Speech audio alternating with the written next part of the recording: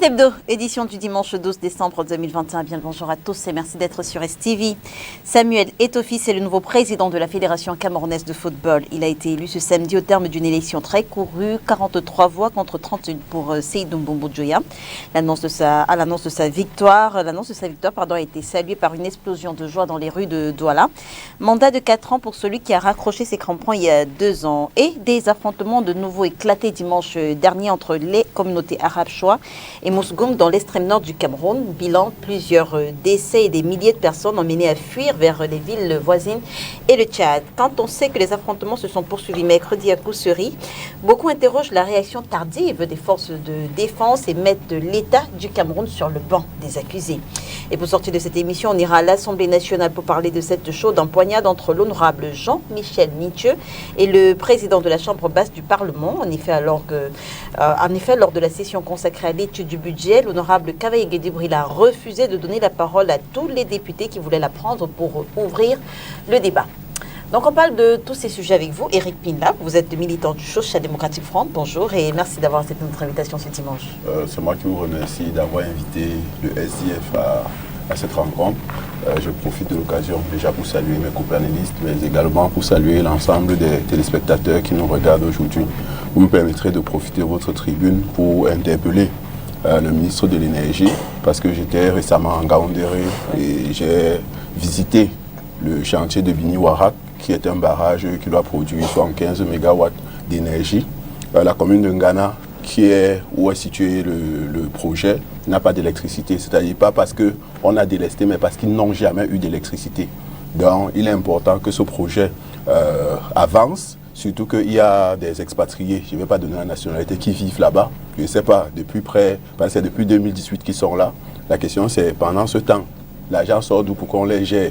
Et les populations riveraines. Je veux dire, il faut que le projet avance parce qu'il y a des expatriés qui... Non, on a lancé le chantier, c'est-à-dire qu'on a construit le camp du chantier. Il y a des expatriés qui sont supposés travailler sur le chantier qui sont là. Et c'est abandonné, c'est-à-dire que rien n'avance depuis... Ils sont sur place, ces expatriés? Ils sont sur place. Et eux, qu'est-ce qu'ils font? Ils ont la lumière ou ils fonctionnent avec des groupes en De façon globale, ils ont trouvé un système pour pouvoir avoir l'électricité dans leur camp. Les expatriés? Oui. D'accord. Donc, la chose... le camp des expatriés, il y a la lumière, c'est éclairé, et juste à côté, dans les villes... Il n'y a jamais eu d'électricité là-bas. Et l'autre chose, c'est qu'il y a des populations qui attendent encore les indemnisations depuis 3-4 ans. Il y a certains qui sont déjà décédés. Donc il est important que ces populations soient indemnisées. Donc je souhaiterais que M. Elundou Essomba, le ministre de l'eau et de l'énergie, pense à relancer ce projet parce qu'il est inacceptable qu'on ait un projet qui a été déjà finalisé. Parce que les ressources sont disponibles et on ne comprend pas pourquoi le projet n'avance pas. Vivement que votre voix soit entendue et que votre appel trouve une réponse favorable. À côté de vous, on reçoit Amine Fodieu du PCRN. Bonjour et merci d'avoir accepté notre invitation ce dimanche. Bonjour Reine, c'est toujours un plaisir de partager ce plateau avec vous et avec tous les copanélistes qui sont là.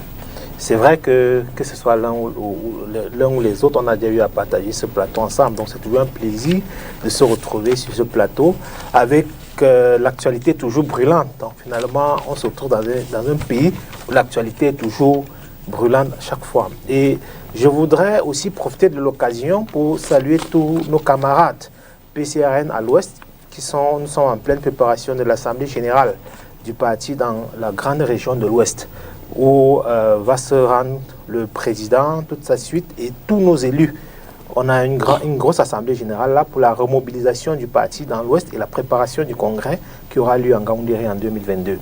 Donc, vous voyez que l'actualité au Cameroun n'est pas seulement des faits divers, il y a aussi des gens qui travaillent à ce que le pays puisse avancer, dont notamment un parti comme le nôtre. Et puis, on peut bien parler de l'actualité. C'est possible de donner son avis sur l'actualité?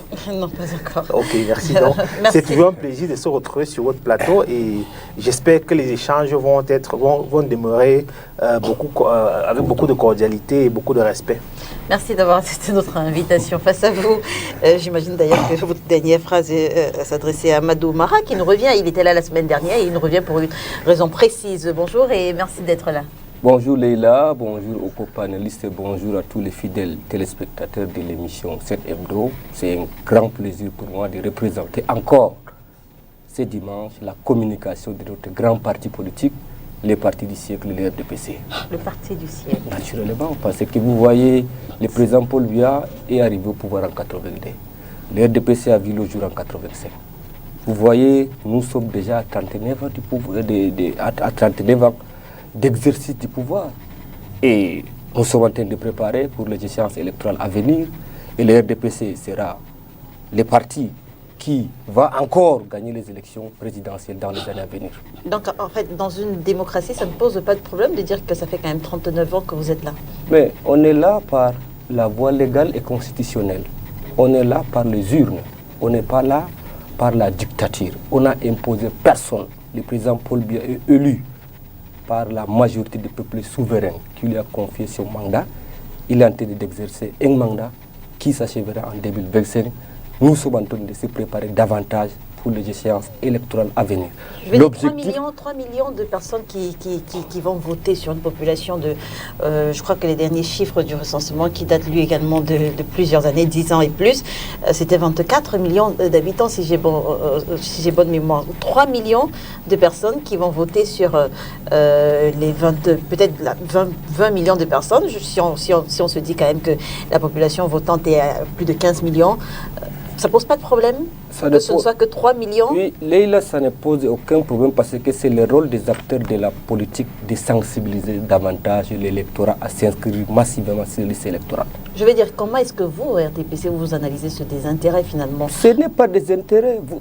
Sinon, comment appeler cette population, cette grande partie de la population qui refuse de prendre part aux scrutins électoraux organisés au Cameroun? J'ai dit ceci, Leïla. Vous voyez, le problème, c'est les acteurs de la société civile, les acteurs politiques qui vont sensibiliser davantage à l'inscription massive des populations sur les listes électorales. C'est ça aussi le rôle. Ce n'est pas de contester. Comment est-ce qu'en 39 ans, justement, le RDPC n'a pas pu davantage convaincre lui également? Mais vous pensez que si les 3 millions dont vous parlez là, ce n'est pas nous qui les avons convaincus à s'inscrire sur les listes électorales?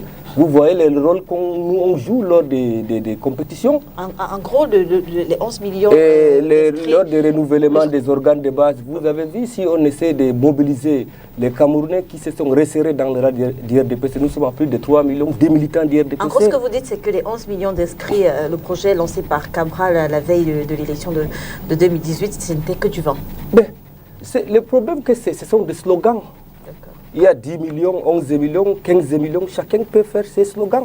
Mais là, rassurez-vous, pour le moment, c'est vrai que le thème ne parle pas des échéances électorales à venir, mais les Camerounais sont sereins. Ils savent à qui ils feront la confiance les moments opportuns. Parce que le président Paul Biya, c'est l'avenir de la jeunesse. Alors, Maître Joseph Tafo du Mouvement pour la Renaissance du Cameroun va nous rejoindre dans un instant. Alors, on parle d'abord de l'élection à la FECAFOOT. Samuel Eto'o a été élu avec 43 voix. Il a battu le président sortant, Seydou Mbonjoya, qui lui avait été élu en 2018, mais dont l'élection contestée avait été annulée mi-janvier par le tribunal arbitral du sport. Je propose qu'on prenne ce reportage qui revient justement sur le scrutin hier, qui s'est déroulé à l'hôtel Montfébé de Yaoundé, l'ambiance qui a régné, et puis on se retrouve juste ici pour reparler de cette élection, celle de Samuel Eto'o fils.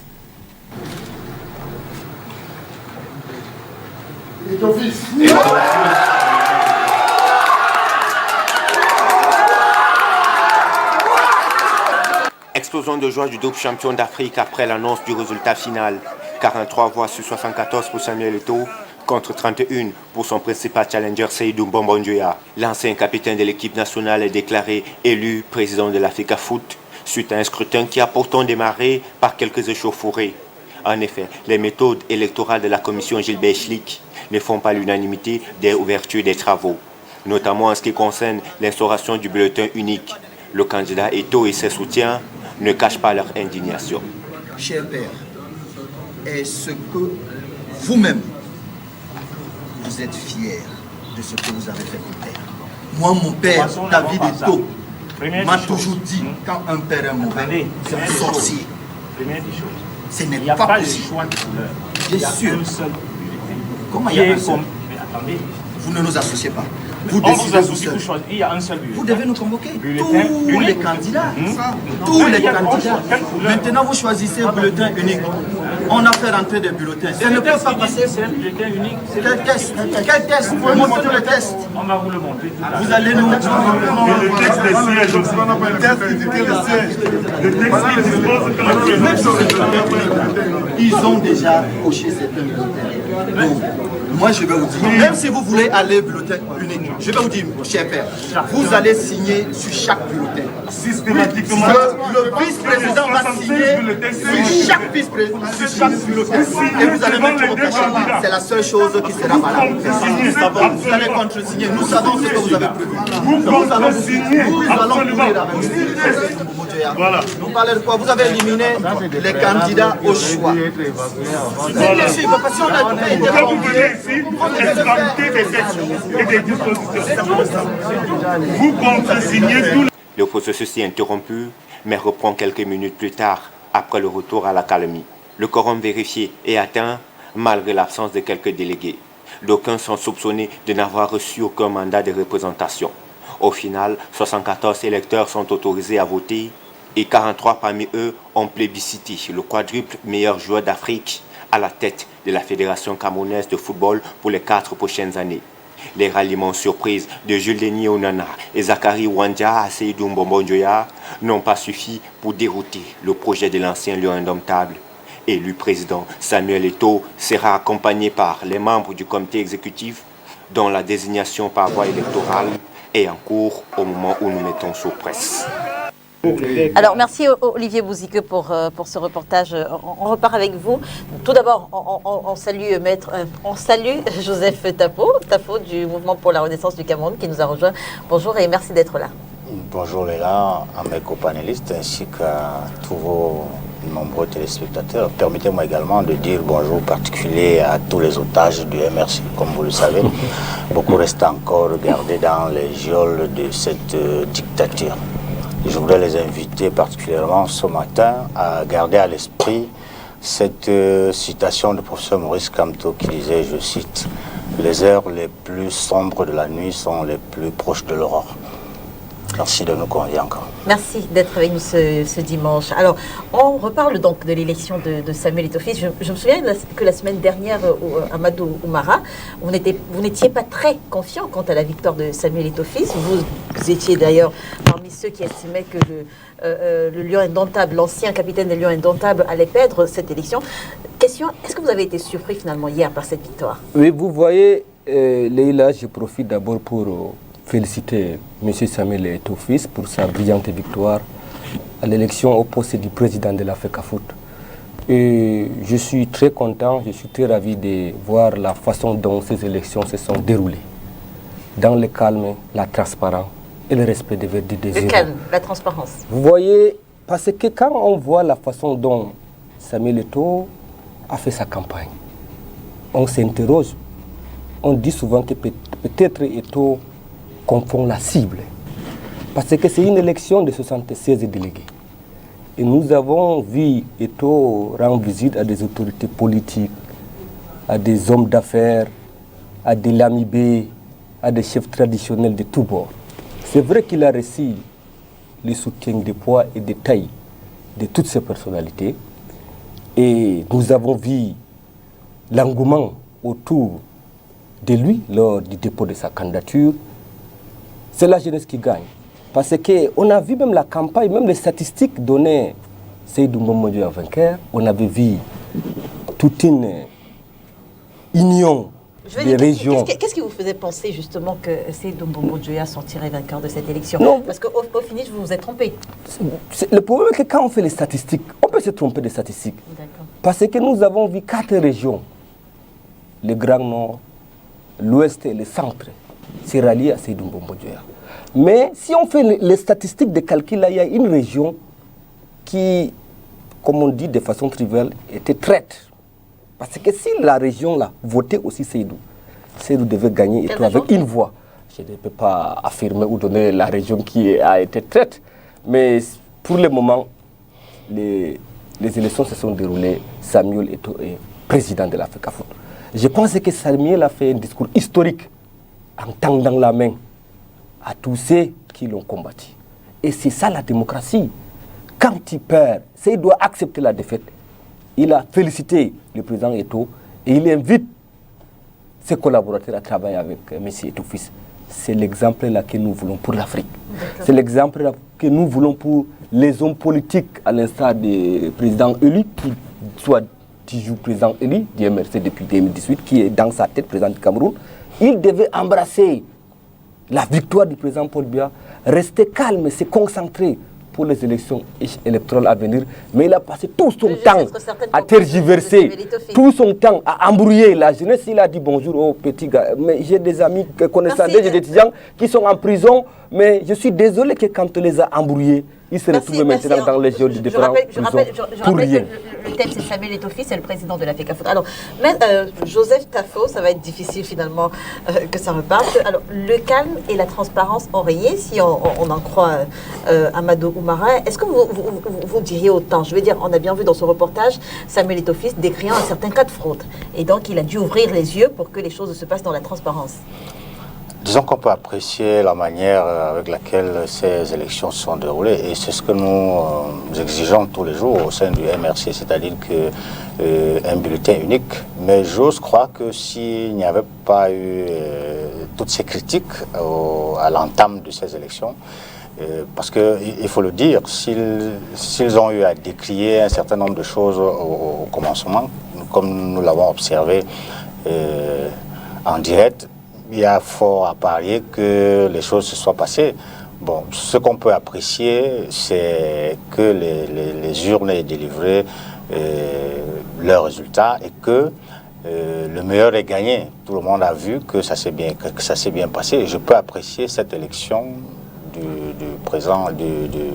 désormais président Samuel Eto'o sous le prisme sur 3 points. Je veux parler de la jeunesse, parce que quand j'entends mon compatriote du RDPC, RDPC autant pour moi, apprécier la jeunesse, je suis un peu perdu, parce que chez eux, il n'y a que des grabataires. Donc je suis étonné de voir que quelqu'un du RDPC apprécie qu'un citoyen, à partir de son âge, soit apprécié. Pourquoi pas? C'est le président Paul Biya qui avait parlé de la transition générationnelle.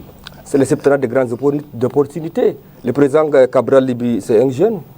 Il est à l'Assemblée, président d'un parti politique, secrétaire général de bureau. Je peux continuer. Continuez, mon cher ami.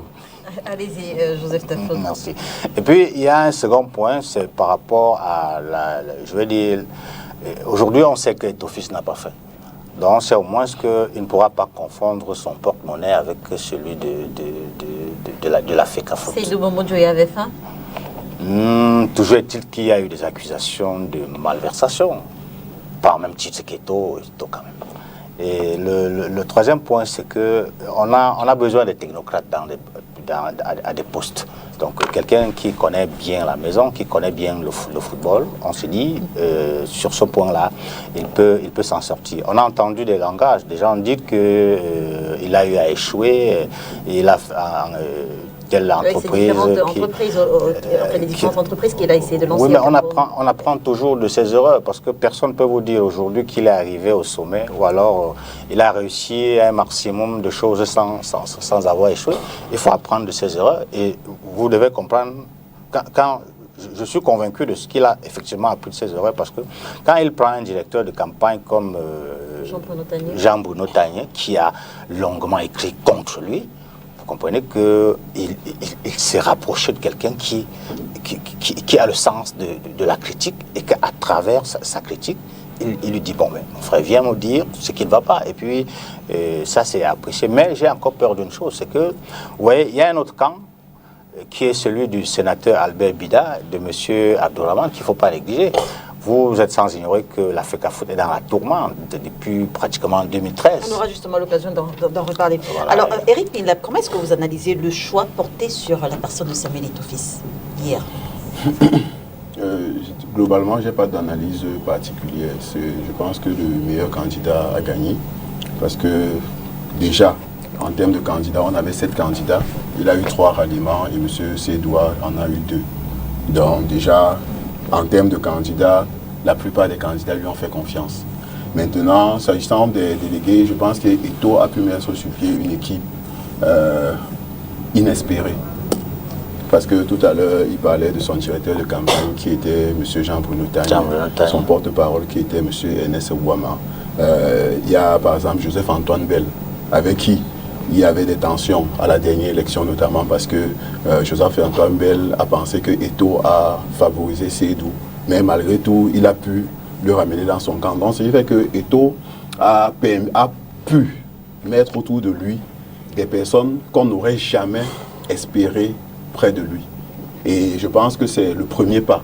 C'est-à-dire qu'il a su fédérer l'ensemble des acteurs du football. Quand vous voyez le grand Rigobert Sambana qui vient soutenir Samuel Eto, lorsque vous connaissez ce qui s'est passé avec le Capitana, lorsque M. Paul Le Guen est arrivé au Cameroun. Donc, globalement, il a su mettre de l'eau dans son vin, il a su aller convaincre déjà des personnes qui ne lui étaient pas acquises à la base. Et je pense que ça a eu une incidence sur les différentes personnes qui ont été convaincues. L'autre chose également, il y a M.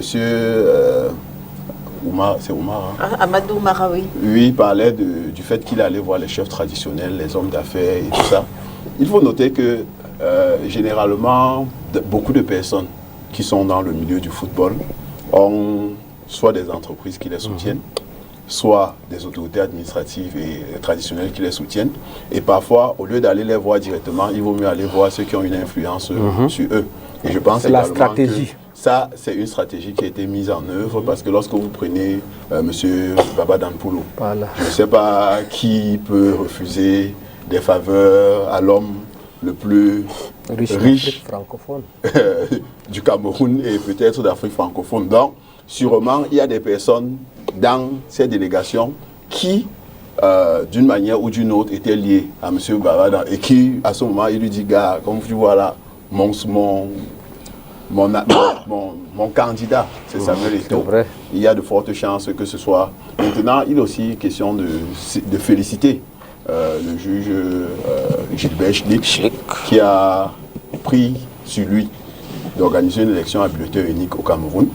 Et nous espérons, et pour qu'il y ait justement le calme, la transparence, comme a dit le représentant du RDPC, que ce soit adopté. Et je tiens à dire que dans le code électoral consensuel de l'ensemble des partis politiques de l'opposition, que ses amis ont empêché, avec toute l'énergie qui était la leur, qu'on puisse le présenter au grand public à l'hôtel Hilton. Justement, le bulletin unique fait partie des propositions qui ont été faites pour pouvoir avoir des élections plus justes, plus libres et plus transparentes au Cameroun. Et nous espérons que ce sera adopté sur l'ensemble des élections. Et comme je dis, c'est encore l'occasion de remercier M. Gilbert, le juge Gilbert Schlick pour son courage et d'avoir montré en Mondiovision que c'est possible et ça produit des résultats. Alors, Amine Fodieu, qu'est-ce que ça symbolise pour le futur et quel a été leur impact dans la victoire de Samuel Eto Fils? Je parle notamment de ces images dont faisait mention tout à l'heure, j'oublie les noms, dont faisait mention tout à l'heure Eric Pinlap. On a vu Samuel Eto Fils aux côtés de Baba Dampoulou. On a vu un Joseph-Antoine Bell soutenir Samuel Eto Fils. On a également vu un Roger Mila, quelques heures avant le scrutin, soutenir Samuel Eto Fils. On a finalement compris qu'au Cameroun, on joue au jeu de s'effrayer. C'est-à-dire qu'on s'effraie.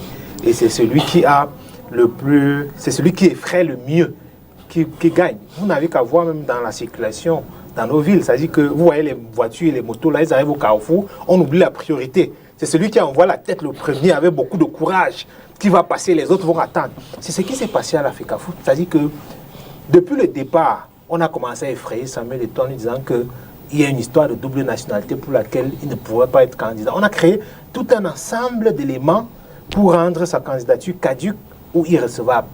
Ça, c'était la stratégie de l'effraie. C'est-à-dire qu'on essaie d'effrayer le gars. Mais en face, lui aussi, il a développé sa part de stratégie pour effrayer le camp qui était en face. Jusqu'à hier, au moment où on faisait les élections, sa stratégie de la frayeur était dans la salle. Tout le monde nous voyait. Quoique pour la double nationalité, on a bien vu Dédié et Yango se faire refouler. Oui, c'est pour ça que je dis que c'est parce que quand on a sorti cette carte pour effrayer. Lui aussi, il a su quels sont les éléments sur lesquels il fallait jouer pour davantage mieux effrayer. Je veux dire, ça ne vous pose aucun problème que ça ait eu un impact sur Didier Yango et aucun impact sur Samuel Eto'o? Non, ce que je veux, puisqu'on est en train de parler des leçons qu'on tire de là, la leçon la plus efficace qu'on tire de là... En fait, c'est une parenthèse. Oui, c'est une parenthèse. la leçon... J'aimerais savoir si ça vous pose un problème. Je veux dire que la double nationalité ait eu un impact négatif sur la candidature de Didier Yango lorsqu'on parlait culture et musique, et que pour le cas Samuel Eto'o, ça n'ait posé aucun problème. Non, je suis en train de dire qu'on constate, parce que moi je ne veux pas entrer dans le débat, je constate juste en fait, que... Vous ne voulez pas répondre à la question? Je ne veux pas répondre à cette question, parce que c'est une question piège. Non, parce que nous sommes tous d'accord que ça c'est un régime où rien n'est clair. C'est-à-dire que c'est trop de flou. C'est trop de flou. C'est un régime, les textes sont clairs, les textes qui doivent être changés ne sont pas changés. Et même quand les textes sont là, ça s'impose à certains, ça ne s'impose pas à d'autres. Juste comme je vous ai dit, c'est parce que quand tu sais effrayer ceux qui sont en face de toi, alors tu peux passer. Je dis hier, jusqu'au moment du vote, il y avait toujours les frayeurs dans la salle. Vous avez vu même ceux qui ont déclaré dans la salle qui soutenaient le camp d'en face, le disaient un peu avec un peu de honte et un peu de peur. Parce que toute la salle était, je veux dire, on sentait que si les choses ne se passent pas... Il y avait cette psychose. Voilà, si les choses ne se passent pas comme Eto'o était en train de le dire, les choses allaient mal tourner. Déjà pour aller déposer sa candidature, là je te fais un message sur les réseaux sociaux pour dire qu'il a besoin que les gens l'accompagnent pour déposer sa candidature. Je pense que le ciel Africa Foot a été inondé. Une façon de vous faire comprendre, essayez un peu, vous allez voir ce qui peut se passer ici. Donc ce qu'on comprend au Cameroun, c'est qu'il faut effrayer. Et tout à l'heure, mon cher Oumar nous rappelait que Cabral est député, n'est-ce pas, il est secrétaire, un peu comme c'était un acquis. Je tiens à lui rappeler une chose, c'est que quand on était dans la commission électorale pour les élections de Cabral, les gars du PC étaient déjà avec les bidons de Zoazoa et les briquets, les allumettes. Il faut que vous le sachiez. C'est-à-dire qu'on était aussi dans l'implémentation de la stratégie d'effrayer.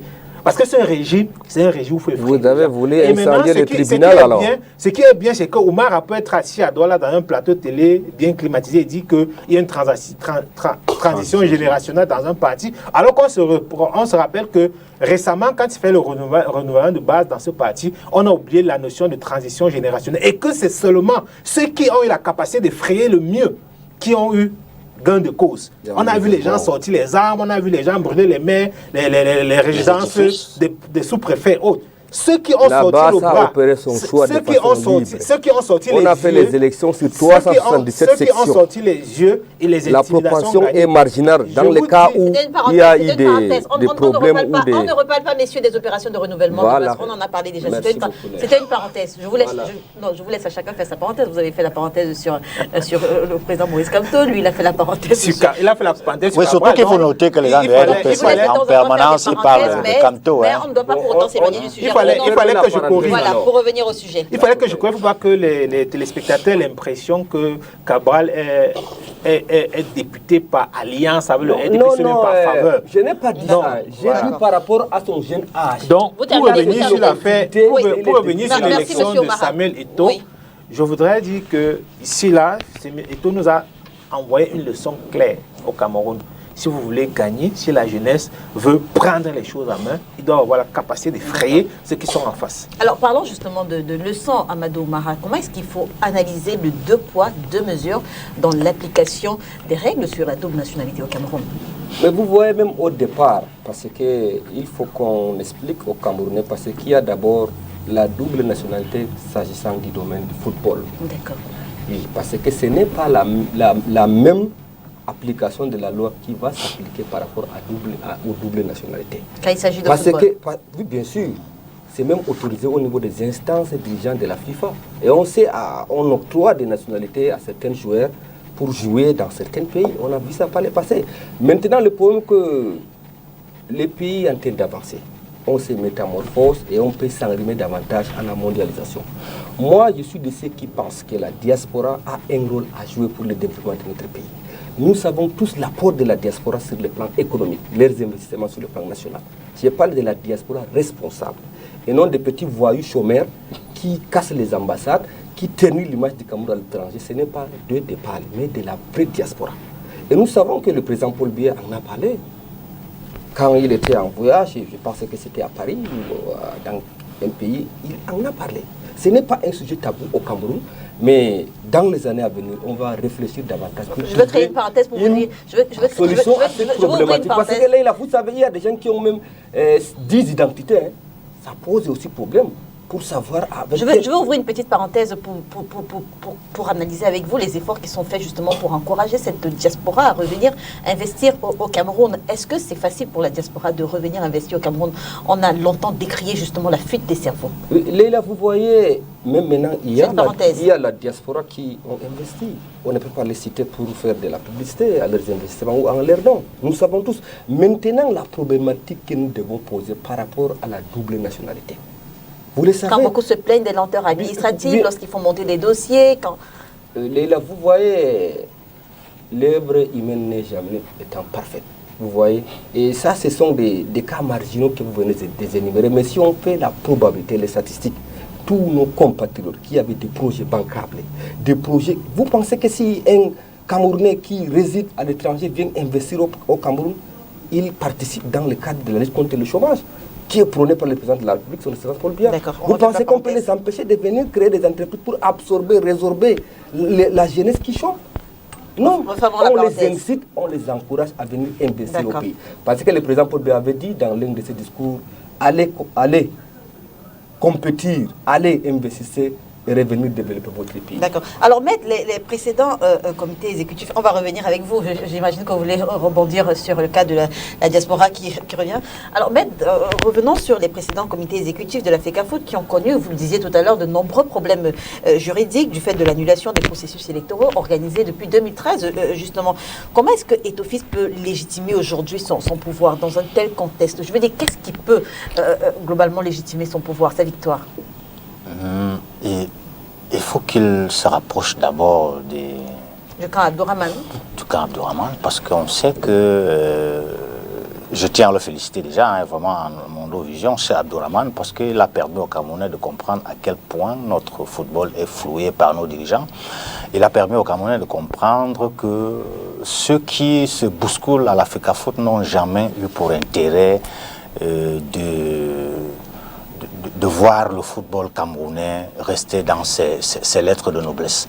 Donc pour ma part, je pense que Ethofis ferait mieux aujourd'hui de se rapprocher du camp M. Abdourahmane, le sénateur Albert Bida, pour ne pas se retrouver dans la même situation que les prédécesseurs de M.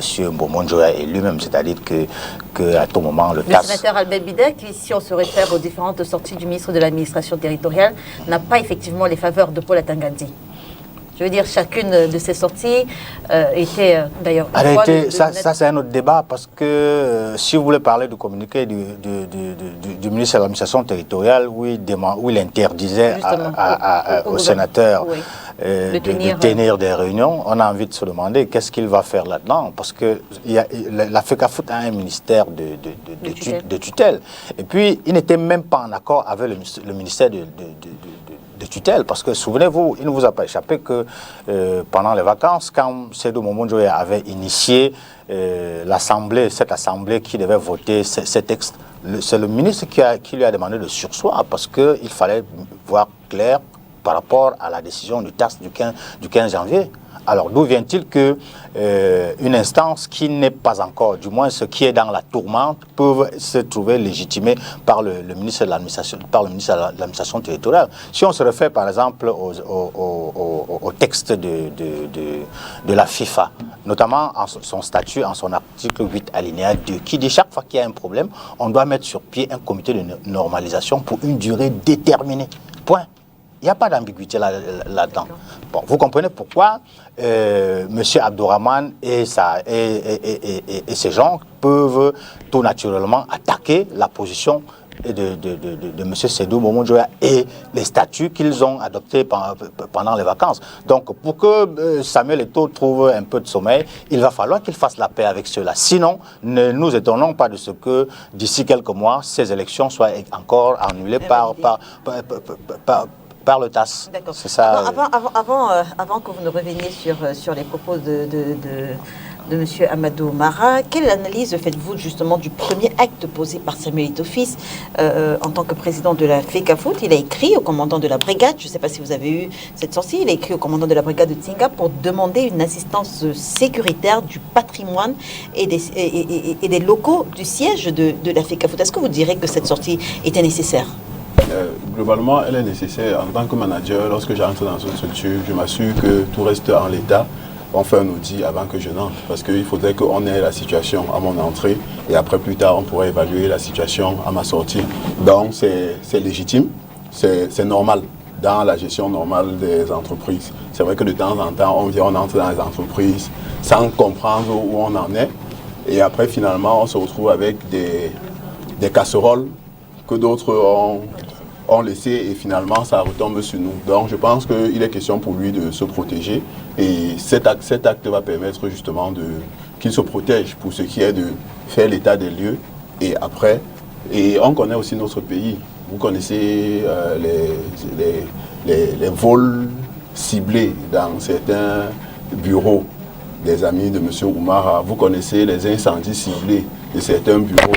Vous connaissez donc, sur la base de l'environnement dans lequel on est, avec un certain nombre d'actes qui ont été posés par des dirigeants en place, et après leur départ, il est légitime qu'ils puissent apporter un petit garde-fou pour être sûr que rien ne bouge et qu'on puisse faire, j'espère qu'on pourra faire un outil avant son entrée et après il pourra prendre les rênes en sachant exactement ce qu'il y a.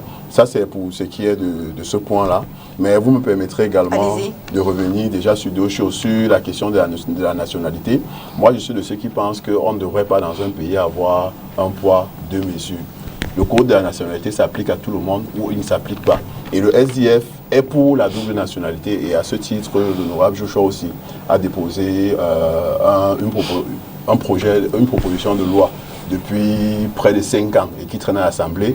Les amis de M. Oumara ne pensent pas qu'il serait bien de le faire, mais ils viennent ici, il a dit qu'ils pensent que la diaspora est très importante, que la diaspora a investi. Je tiens à dire à M. Oumara que Samuel Eto'o-Fils s'est fait arnaquer au Cameroun parce qu'il voulait créer une école de foot et on lui a donné tout ce qu'il y avait comme problème sur la terre et il allait s'installer au Gabon. Donc, il ne faut pas venir dire aux Camerounais que vous vous souciez de la diaspora, surtout que même les Camerounais eux-mêmes qui sont sur place ont du mal à investir. Vous connaissez la banque des PME où on a mis je ne sais pas combien de dizaines de milliards et aujourd'hui la banque est quasiment en faillite parce que les amis de M. Oumara ont donné l'argent aux copains, aux copines, aux amis, aux frères et aux cousins et la banque est tombée et on ne voit aucun résultat sur le terrain. Donc il est important qu'ils ne viennent pas enrouler les Camerounais dans la farine. Vous ne faites rien pour les Camerounais qui sont sur place, ce n'est pas pour ceux de la diaspora que vous ferez quelque chose. Si vous aimez tellement la diaspora, faites passer la loi sur la double nationalité et qu'on en finisse avec cette épée de Damoclès qui pèse sur nos frères, nos sœurs qui sont à l'extérieur du pays, qui se battent tous les jours pour faire rayonner notre pays. Mais lorsqu'ils reviennent, on les traite comme je ne sais pas trop quoi. Vous avez Richard Bona qui ne peut pas venir au Cameroun parce qu'il n'est pas camerounais. Vous avez, je ne vais pas me mettre à citer tous les noms. Donc, il est important de ne pas venir dire du n'importe quoi aux Camerounais. On adopte un code sur la double nationalité. La proposition de loi existe. Si vous avez des amendements, vous les faites et vous la faites voter. Parce que c'est votre majorité qui peut la faire voter malheureusement, en attendant que l'opposition ait cette majorité-là. Mais pour le moment, c'est vous qui empêchez que les Camerounais de la diaspora puissent jouir de leur citoyenneté camerounaise et il faudrait qu'on le sache. Alors, pour sortir de ce sujet avec vous, Amine Fodieu, quels sont désormais les grands défis, les grands chantiers qui attendent Samuel Eto'o-Fils? Bon, je ne dirais pas que être président à la FECAFOOT était le principal objectif de Samuel Eto'o-Fils. Je ne le dirais pas. Son principal objectif était de redonner sa grandeur au football camerounais. Donc, son chantier est énorme. Et je vous assure, son chantier est énorme. Eto'o-Fils est une valeur sûre, pas seulement pour le Cameroun, mais au-delà, pour l'Afrique, pour le monde. Donc, aujourd'hui, nous rêvons à ce que Eto'o-Fils demain puisse devenir président de la CAF. Pourquoi pas ne pas prétendre demain être président de la FIFA. Mais pour l'instant, pour que cette ambition prenne corps, véritablement, il faudrait que le chantier FECAFOOT soit un succès. Et lors de la campagne électorale, il nous a déjà montré sa faculté, sa capacité à s'humilier pour rassembler le maximum de personnes. Donc nous exhortons davantage Eto'o-Fils à donner un peu plus de place à ceux qui l'ont combattu, à ses différents adversaires. Parce qu'il y a un adage qui dit que vaudrait mieux garder ses adversaires, en fait, on garde ses amis proches de soi, mais ses adversaires encore plus proches de soi. Parce que ceux qui n'ont pas cru en son projet aujourd'hui doivent être les artisans de l'exécution de ce projet, pour voir et témoigner de ce que ce projet était, ce qu'il fallait pour le football camerounais. Or, on sait que aujourd'hui, le football est tellement divisé en tellement de camps, Abdourahmane, Sénateur, Bida et tout ça, que le premier chantier va être celui de ramener toutes ces personnes sur une table, en fait, de les amener dans une sorte de conclave pour qu'on s'entende sur comment on passe le torchon sur cette ardoise suffisamment floue. Parce que c'est un flou totalement artistique entre l'Assemblée générale de 2019, les normalisations qui sont passées à gauche, à droite et tout ça. Donc, moi, je pense qu'on doit arrêter de dépenser notre argent, notre énergie pour aller au TAS, pour aller à gauche, à droite et traîner le nom du Cameroun dans la boue. Et je pense que Eto'o-Fils s'est monté suffisamment ouvert. Donc, il revient à M. Abdourahmane, au sénateur Mbida et toute son équipe de véritablement se rapprocher de celui qui, pour les Camerounais, est le président de l'Africa Foot. Parce qu'il a été élu dans un suffrage indirect, mais il est le président de l'Africa Foot pour tous les Camerounais. Parce que tous les Camerounais lui ont donné la bénédiction. Et nous n'allons pas accepter que des gens, peut-être dans l'optique de faire lire un certain droit, une certaine loi, se mettent encore à divertir quand on a besoin que ce monsieur et son équipe se mettent au travail. Donc, nous savons qu'il est ouvert. Nous invitons donc ces différentes personnes à venir autour de la table pour qu'on trouve une résolution à toutes les situations pendantes, sans avoir encore besoin d'aller au tribunal, sans avoir encore besoin de dépenser des centaines de millions tel que ça a été le cas récemment, et que le football véritablement retourne dans les stades et qu'on voit naître de nouveaux talents pour l'Afrique et pour le monde. Logan Birni, le conflit intercommunautaire entre Arabes Choua, Mousgoum et Massa a pris une tournure encore plus inquiétante cette semaine. La dernière actualité fait état d'une vingtaine de décès, encore que ce sont les chiffres officiels, suite à de vives tensions dans cet arrondissement du Logon-Echari. Des tensions qui se sont d'ailleurs déportées dans la semaine à coup serré. Alors, Amadou Oumara, je me souviens qu'on vous a reçu ici en août, après de nouvelles tueries dans le cadre de ce conflit. Un forum avait justement été organisé par l'autorité administrative et la main sur le cœur. Vous nous juriez que ce forum était la solution et qu'on ne vivrait plus jamais ce qu'on avait vécu en août. Comment est-ce qu'on en est encore là donc, 4 mois plus tard? Oui, Léla, voyez-vous, c'est vrai, on était sur ce plateau, on en parlait de ces conflits qui étaient dans le canton d'El Birké, dans le département du Logon-Echari. Et on avait vu le gouvernement de la République a pris toutes les dispositions. On a mis sur pied des commissions et des comités de dialogue. Du côté des Arabes Choua, c'était l'honorable Kamsouloum Abba Kabir qui représentait la communauté. Et du côté de Mousgoum, c'est le professeur Mat Mazra. Et ça s'est bien passé. Nous tous, on était très contents de voir la façon dont la paix régnait entre ces deux communautés. À notre grande surprise, que la semaine dernière, les conflits réapparaissent. Les conflits réapparaissent à quelques jours même d'un forum de la paix entre les HCR avec les autorités de l'extrême nord. On s'interroge sur deux questions. Parce que vous voyez la crédibilité des personnalités qui ont conduit la première mission de résolution de la paix entre les deux peuples et aussi l'application des mesures d'urgence qui ont été prises pendant la première phase du conflit. Et maintenant, il faut qu'on rappelle l'extrême nord est la région la plus pauvre du Cameroun. La région la plus pauvre du Cameroun avec un taux d'extrême pauvreté de 65%. C'est bien de le dire. Et elle est la région ayant le taux le plus élevé en matière d'insécurité alimentaire, soit de 36,6% de ces ménages, avec l'assèchement du lac Tchad. Et vous voyez, nous avons près de 3 millions. Attends, s'il vous plaît, s'il vous plaît. Et avec près de 3 millions d'hectares de terres qui sont en train d'être dégradés.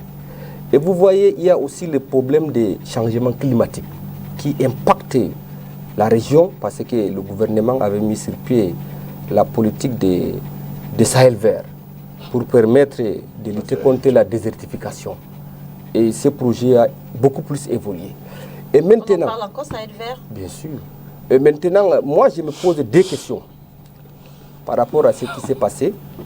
Et il fallait que, parce qu'actuellement, alors nous parlons, le gouverneur de la région de l'extrême nord se retrouvait dans le Logonechari. Il a été accompagné par des élites du Grand Nord, à l'instar d'Ayang Lik, le ministre de la Jeunesse, le ministre Mounouna Foutsou, le ministre Alabi Ousmane et consorts, tous sont parmi la délégation du gouverneur. En plus de l'AMIB, parce que par le passé, il s'est fait accompagner de l'AMIB qui avait des localités voisinantes de là où il y a les conflits. Maintenant, il faut que nous disons aux responsables que le président de la République a confié, parce que le gouvernement a fait un communiqué hier, et le président de la République a instruit au ministre Paul Atangani de conduire une mission interministérielle qui va se rendre bientôt dans le Logonechari pour examiner les causes profondes de cette crise et trouver une solution définitive. Enfin, vous avez tout à l'heure parlé de la crédibilité finalement des acteurs appelés lors de ce forum. Oui. Voilà.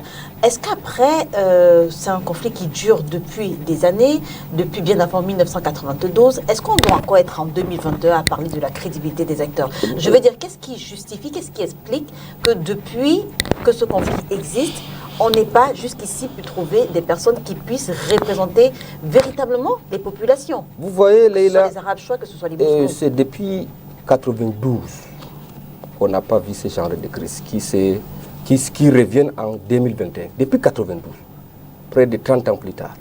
C'est en août de cette année et ce mois de décembre que ces conflits réapparaissent.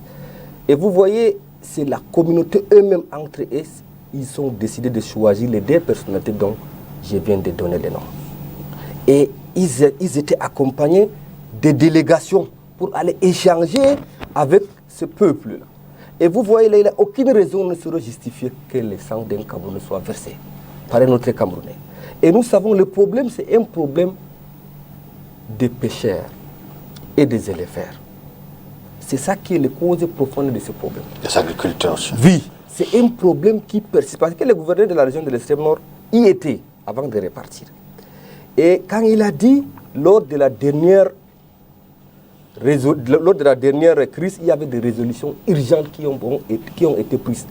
Par exemple, la modernisation des techniques agricoles. C'est rentré dans les tiroirs. Et aussi, c'est-à-dire qu'il faut passer de l'agriculture artisanale et archaïque à l'agriculture moderne.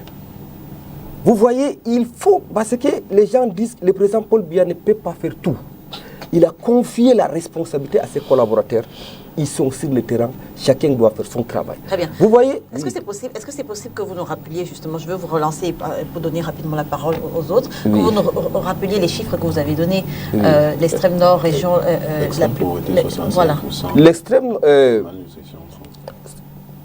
la plus pauvre du Cameroun. L'extrême nord. Bien sûr, avec un taux d'extrême pauvreté de 65%, elle est la région ayant les taux les plus élevés en matière d'insécurité alimentaire, soit 36,6%. Ce sont des faits. Voilà. Est-ce que ce n'est pas un vous voyez, et maintenant, l'extrême nord est en crise. Parce que vous voyez, on aura des difficultés de la crise alimentaire. Oui. Si vous vous rappelez, le ministre du Commerce a signé récemment des correspondances à monsieur le gouverneur de la région de l'extrême nord et de l'Adamawa et du nord, l'interdisant l'exportation des céréales. Vous voyez, ce qui est plus consommé dans cette partie du pays, c'est les céréales, les milles, les sorgho, les riz, etc. Et vous voyez, est-ce que vous savez, Leïla, des denrées alimentaires dans l'essence ont été incendiées lors de ces conflits intercommunautaires. Comment on peut incendier les greniers Restons justement sur l'extrême pauvreté dans l'extrême nord et puis la sécurité alimentaire assez faible. Je voulais savoir, est-ce que ce n'est pas un paradoxe finalement quand on sait que l'extrême nord est quand même, vous vous attendiez certainement à cette question, le vivier électoral du RDPC en 39 ans. Bon, au début de cette émission, vous vous vantiez justement du fait que le RDPC avait déjà fait 39 ans au pouvoir. On le sait, ça ne date pas d'hier, l'amour de l'extrême nord pour le renouveau. Mais qu'est-ce que le renouveau a fait pour l'extrême nord en retour? Leila, la fidélité, c'est-à-dire du renouveau au président Paul Biya, est indiscutable. Et aussi, l'extrême nord est la fille aînée du renouveau. L'extrême nord reste, attends, je vais y arriver, reste un bastion imperturbable, impénétrable du RDPC. Voilà. Là, à ce niveau, on ne discute pas de cette fidélité que l'extrême nord a su donner à son excellence, monsieur le président de la République, depuis 39 Paul Biya, président chef de l'État. Qu'est-ce que le renouveau? Leila, je vais y arriver, ne sois pas pressé, Leila. Ne sois pas pressé, on a tout notre temps pour essayer d'apporter. Et les chiffres que je viens d'énumérer, ce sont des faits. Et maintenant, pour dire, qu'est-ce que le gouvernement a fait pour l'extrême... Attends, je vais y arriver. Le renouveau, en gros, en 39 ans, a fait pour l'extrême nord, pour que l'extrême nord reste la région la plus pauvre, pour que l'extrême nord, pour qu'à l'extrême nord, qu'on continue de mourir de faim, pour qu'à l'extrême nord, on doit parcourir des kilomètres, parcourir des kilomètres pour trouver un point d'eau potable. Qu'est-ce que le renouveau a fait? Vous voyez, Leila, vous êtes une journaliste professionnelle et vous avez des questions Répondez à la très question. pertinentes. Par rapport à ce que les renouveaux vous l'embarrassez, Leila. Il ne peut pas répondre à la question. Il ne faut pas me perturber là. Vous voyez, Leila, et si on fait le bilan du renouveau, parce que vous voulez savoir le bilan du renouveau pour l'extrême nord du pays. Si on essaie de voir le bilan du renouveau sur le plan, par exemple, éducatif, on a eu des avancées considérables. On est passé de combien? Et vous voyez, si on fait les statistiques des écoles primaires et maternelles créées chaque année, est-ce que vous savez que l'extrême est la région la plus peuplée aussi du Cameroun? Vous le savez quand même? Près de 4 millions d'habitants. Vous le savez? Et si on prend avec la mise sur pied des écoles, même l'université de Maroc fait partie de l'actif du renouveau pour l'extrême nord. Moi, ce que je propose à ce niveau, le président Paul Biya a tout donné à l'extrême nord. Il faut que les élites... Attends, les élites de l'extrême nord facilitent la tâche au chef de l'État, son excellence Paul Biya. Parce que le ministre de l'économie actuellement, c'est le fils du département de Logone Chari, le ministre Alamine Soumané. Docteur Taïga, qui s'en charge du domaine de l'élevage, il est de l'extrême nord. Il faut que ces collaborateurs du chef d'État l'aident. Le président est visionnaire et il sait d'où les problèmes vont venir et il a anticipé. Il faut qu'ils essayent d'aider le président pour que l'extrême nord se développe. Les régions septentrionales, comme d'autres régions du pays, qui ont des problèmes d'infrastructure, soient homologuées et résolues pour les biens de tous les Camerounais. Si on parle toujours de sécurité alimentaire, on parle de pauvreté à l'extrême nord, si on parle du manque d'eau potable, si on parle de tout ce qu'on parle à l'extrême nord, ce n'est pas la faute à Paul Biya, c'est la faute aux collaborateurs de Paul Biya, les élites, Dr Taïga, ministre Alamine Ousmane Mey, qui en retour n'ont rien fait pour leur région. Non, Leila, je n'ai pas dit qu'ils n'ont rien fait, non. Leila, vous voyez, vous, des journalistes, vous voulez piéger. C'est des questions piégées, dit ils fassent plus qu'ils sont en train de faire. Pour essayer, non. Ça fait 39 ans, ça fait 39 ans que... 39 ans, si vous me dites, attendez là, avant de venir sur ce plateau, si vous me dites, Amadou, faites-moi le bilan du 39 ans du renouveau pour l'extrême nord, je vais me préparer davantage. Pour vous énumérer, point par point, secteur par secteur, les acquis du renouveau pour l'extrême nord pendant 39 ans. Et maintenant, je vous dis, parce que, à l'heure où nous sommes, il faut que... Parce que tout ce que les gens constatent, on met ça sur les dos du président Paul Biya. Parce que le président Paul Biya ne peut pas être partout. Il a des collaborateurs, il a des personnes à qui il confie des responsabilités. Il faut qu'il facilite la tâche au président Paul Biya. Parce que si ça échoue, on met ça sur les dos du président. C'est vrai, c'est lui qui est le président de tous les Camerounais. Mais il n'est pas omniprésent. Il a nommé des personnalités qui vont l'aider dans ce sens à résoudre ce genre de problèmes et de crises. Alors, Eric Pinlap, tout d'abord, ce conflit, on le constate, tourne autour de l'accès aux ressources, c'est-à-dire terre, eau, pâturage. Comment comprendre que pendant toute cette décennie, aucun mécanisme de gestion de ces ressources n'ait pu être mis en place, même si personne ne nie le contentieux historique? La question, c'est la gouvernance. Quelle est la place que tient la mauvaise gouvernance dans tout ce qui se vit à l'extrême nord? Je veux dire, quelle est la réalité en termes d'accès aux ressources dans cette partie du pays? Je sais que vous voyagez et que vous y allez très souvent. Non, la réalité, c'est que lui, il a tout dit. C'est-à-dire qu'on est dans un système où le chef de l'État, Paul Biya, est le meilleur partout. Chaque fois que quelque chose est bien, c'est lui. Mais dès que quelque chose est mauvais, ce sont ses collaborateurs.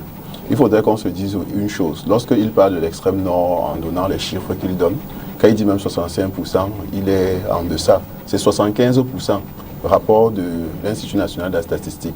Donc, il ne faut pas... Donc, déjà, c'est une région qui aurait pu être une région bénie. Parce que lorsqu'il parle du réchauffement climatique, le lac Tchad a perdu près de 90% de sa superficie en moins de 100 ans. Et je crois qu'il y a un projet entre le Cameroun, le Tchad, pour pouvoir renflouer le lac Tchad. Ce projet est abandonné depuis. Avec la crise sécuritaire avec Boko Haram, on a lancé un plan, je sais pas, c'était un plan de reconstruction de l'extrême nord, qui jusqu'aujourd'hui n'est pas implémenté. Après les échauffourées de la dernière fois, justement, il y a eu un certain nombre d'activités qu'il fallait faire. Aucune de ces activités n'a été faite. Quand vous avez des éleveurs qui doivent se déplacer de pâturage en pâturage, il y a des solutions qui existent. Aujourd'hui, on ne peut plus permettre, il est plus possible de se déplacer sur de longues distances. Il est possible de produire du fourrage et de nourrir les bêtes sur place. Il est possible de construire des abreuvoirs et de pouvoir fournir de l'eau aux bêtes. Il est possible, il y a un certain nombre de possibilités, il y a un tas de possibilités qui existent. Ces problèmes sont connus. Et maintenant, le gros problème, c'est qu'on a aussi politisé nos corps intermédiaires, notamment les chefferies. Lorsque vous avez un lamido, un lamida qui est maire, qui est conseiller municipal, qui est sénateur d'un parti politique, il est clair qu'il n'est plus crédible pour parler aux autres citoyens qui ne sont pas de ce parti politique.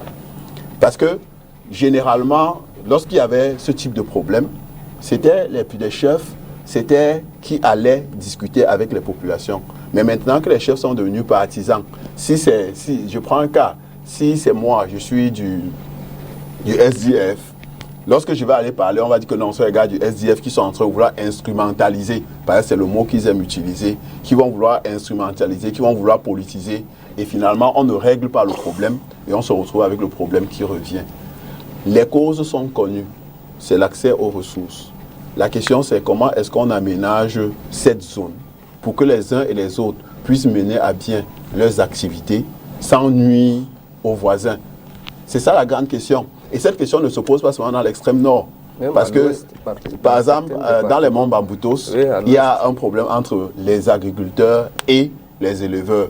Toujours. Et on peut se retrouver également avec ce type de situation dans ces zones-là. Donc, des solutions sont connues. Et il y a même des lois. Je crois qu'il y a un décret de 78 qui traite globalement de la gestion des pâturages et tout ce qui va avec. Appliquons également ces lois. On ne peut pas être dans un État où chacun fait ce qu'il veut, on n'applique pas la loi, et après on vient dire que le chef de l'État est bon, il a envoyé les gens qui ne veulent pas travailler. Ce n'est pas ça. Et lorsque vous regardez, on dit qu'on a réuni quelques élites. Est-ce qu'on a rassemblé ces populations pour échanger avec elles? C'est déjà fait. Je dis bien, j'en doute. Par le passé, ce sont les populations même qui ont désigné même s'il vous plaît, ces représentants. Ce que je dis, c'est que je doute du fait que ce soit les populations qui aient désigné ces représentants, tout simplement parce que je sais comment ça fonctionne de ce côté-là. On est vraiment dans un système pyramidal. C'est-à-dire que quand celui qui est en haut a dit, les autres doivent exécuter. Et on écoute rarement ceux qui sont à la base. On les écoute rarement. Il est important qu'on puisse écouter les pêcheurs là. Qu'on ne dise pas seulement que ce sont les mousgoum. Qu'on puisse aller voir les pêcheurs qui ont un problème et on discute avec eux. Qu'on voit les agriculteurs, on voit qu'il y a le problème avec eux. Parce que lorsqu'on parle de modernisation de l'agriculture, je ne pense pas qu'on va demander aux gens d'acheter un tracteur. pour pouvoir produire, actuellement, je travaille sur un petit projet et il y a des agriculteurs dans Adamawa qui demandent juste 2 bœufs à tracter et c'est bon pour eux. 2 bœufs à tracter, c'est 400 000. C'est-à-dire qu'avec 500 000, vous modernisez sa production. Voilà des éléments pratiques. Au lieu de venir dire, parce que quand ils disent qu'il faut moderniser, c'est aller encore prêter. Je précise juste que là, c'est dans le domaine du docteur Taïga, le ministre de l'élevage, des pêches. Ça, c'est l'agriculture. Ah, l'agriculture, pardon. Ça, c'est l'agriculture. Oui. Oui. Ça, c'est l'agriculture. Oui. Pour ce qui est de la pêche, on fait déjà l'élevage des carpes, on fait l'élevage des tilapias, on fait l'élevage. C'est pouvoir former ces pêcheurs à ne plus seulement attendre, aller dans le Chari, aller dans le Logone, ils peuvent également produire du poisson hors sol et avoir du poisson à tout moment. Parce que la pêche se fait de façon saisonnière avec la production des poissons. Il y a des solutions qui existent, il est juste question de les implémenter. Voir dans quelle mesure réorganiser toute la production dans ces zones-là. Il est en train de parler du fait qu'on dit qu'on ne doit pas exporter les produits de je ne sais pas trop quoi. Les céréales. Il est question de produire plus. Le taux de chômage est assez élevé là-bas. Qu'est-ce que ça nous coûte? Qu'est-ce que ça nous coûte de mettre, je ne sais pas, globalement, pour faire 1 hectare de maïs, il faut 500 000, voire 600 000. Ça nous coûte quoi, au lieu de donner 2 milliards à un individu, de prendre ces 2 milliards et de prendre des jeunes, donner à chacun 2 hectares, 2 hectares, 2 hectares, 2 hectares. Non, ça se passe dans le cadre des coopératives. Ouais, s'il vous plaît. Ça existe. Eric. Et ça existe et on a 36%, on a 36% de personnes qui sont en risque de famine.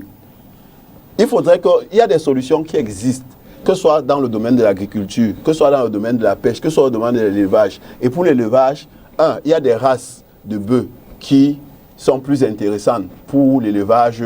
Je ne vais pas dire, je n'ai pas le nom exact, mais seulement l'élevage qui ne demande pas à se déplacer beaucoup, qui ont des meilleurs rendements. Et à ce moment, on crée des champs de fourrage.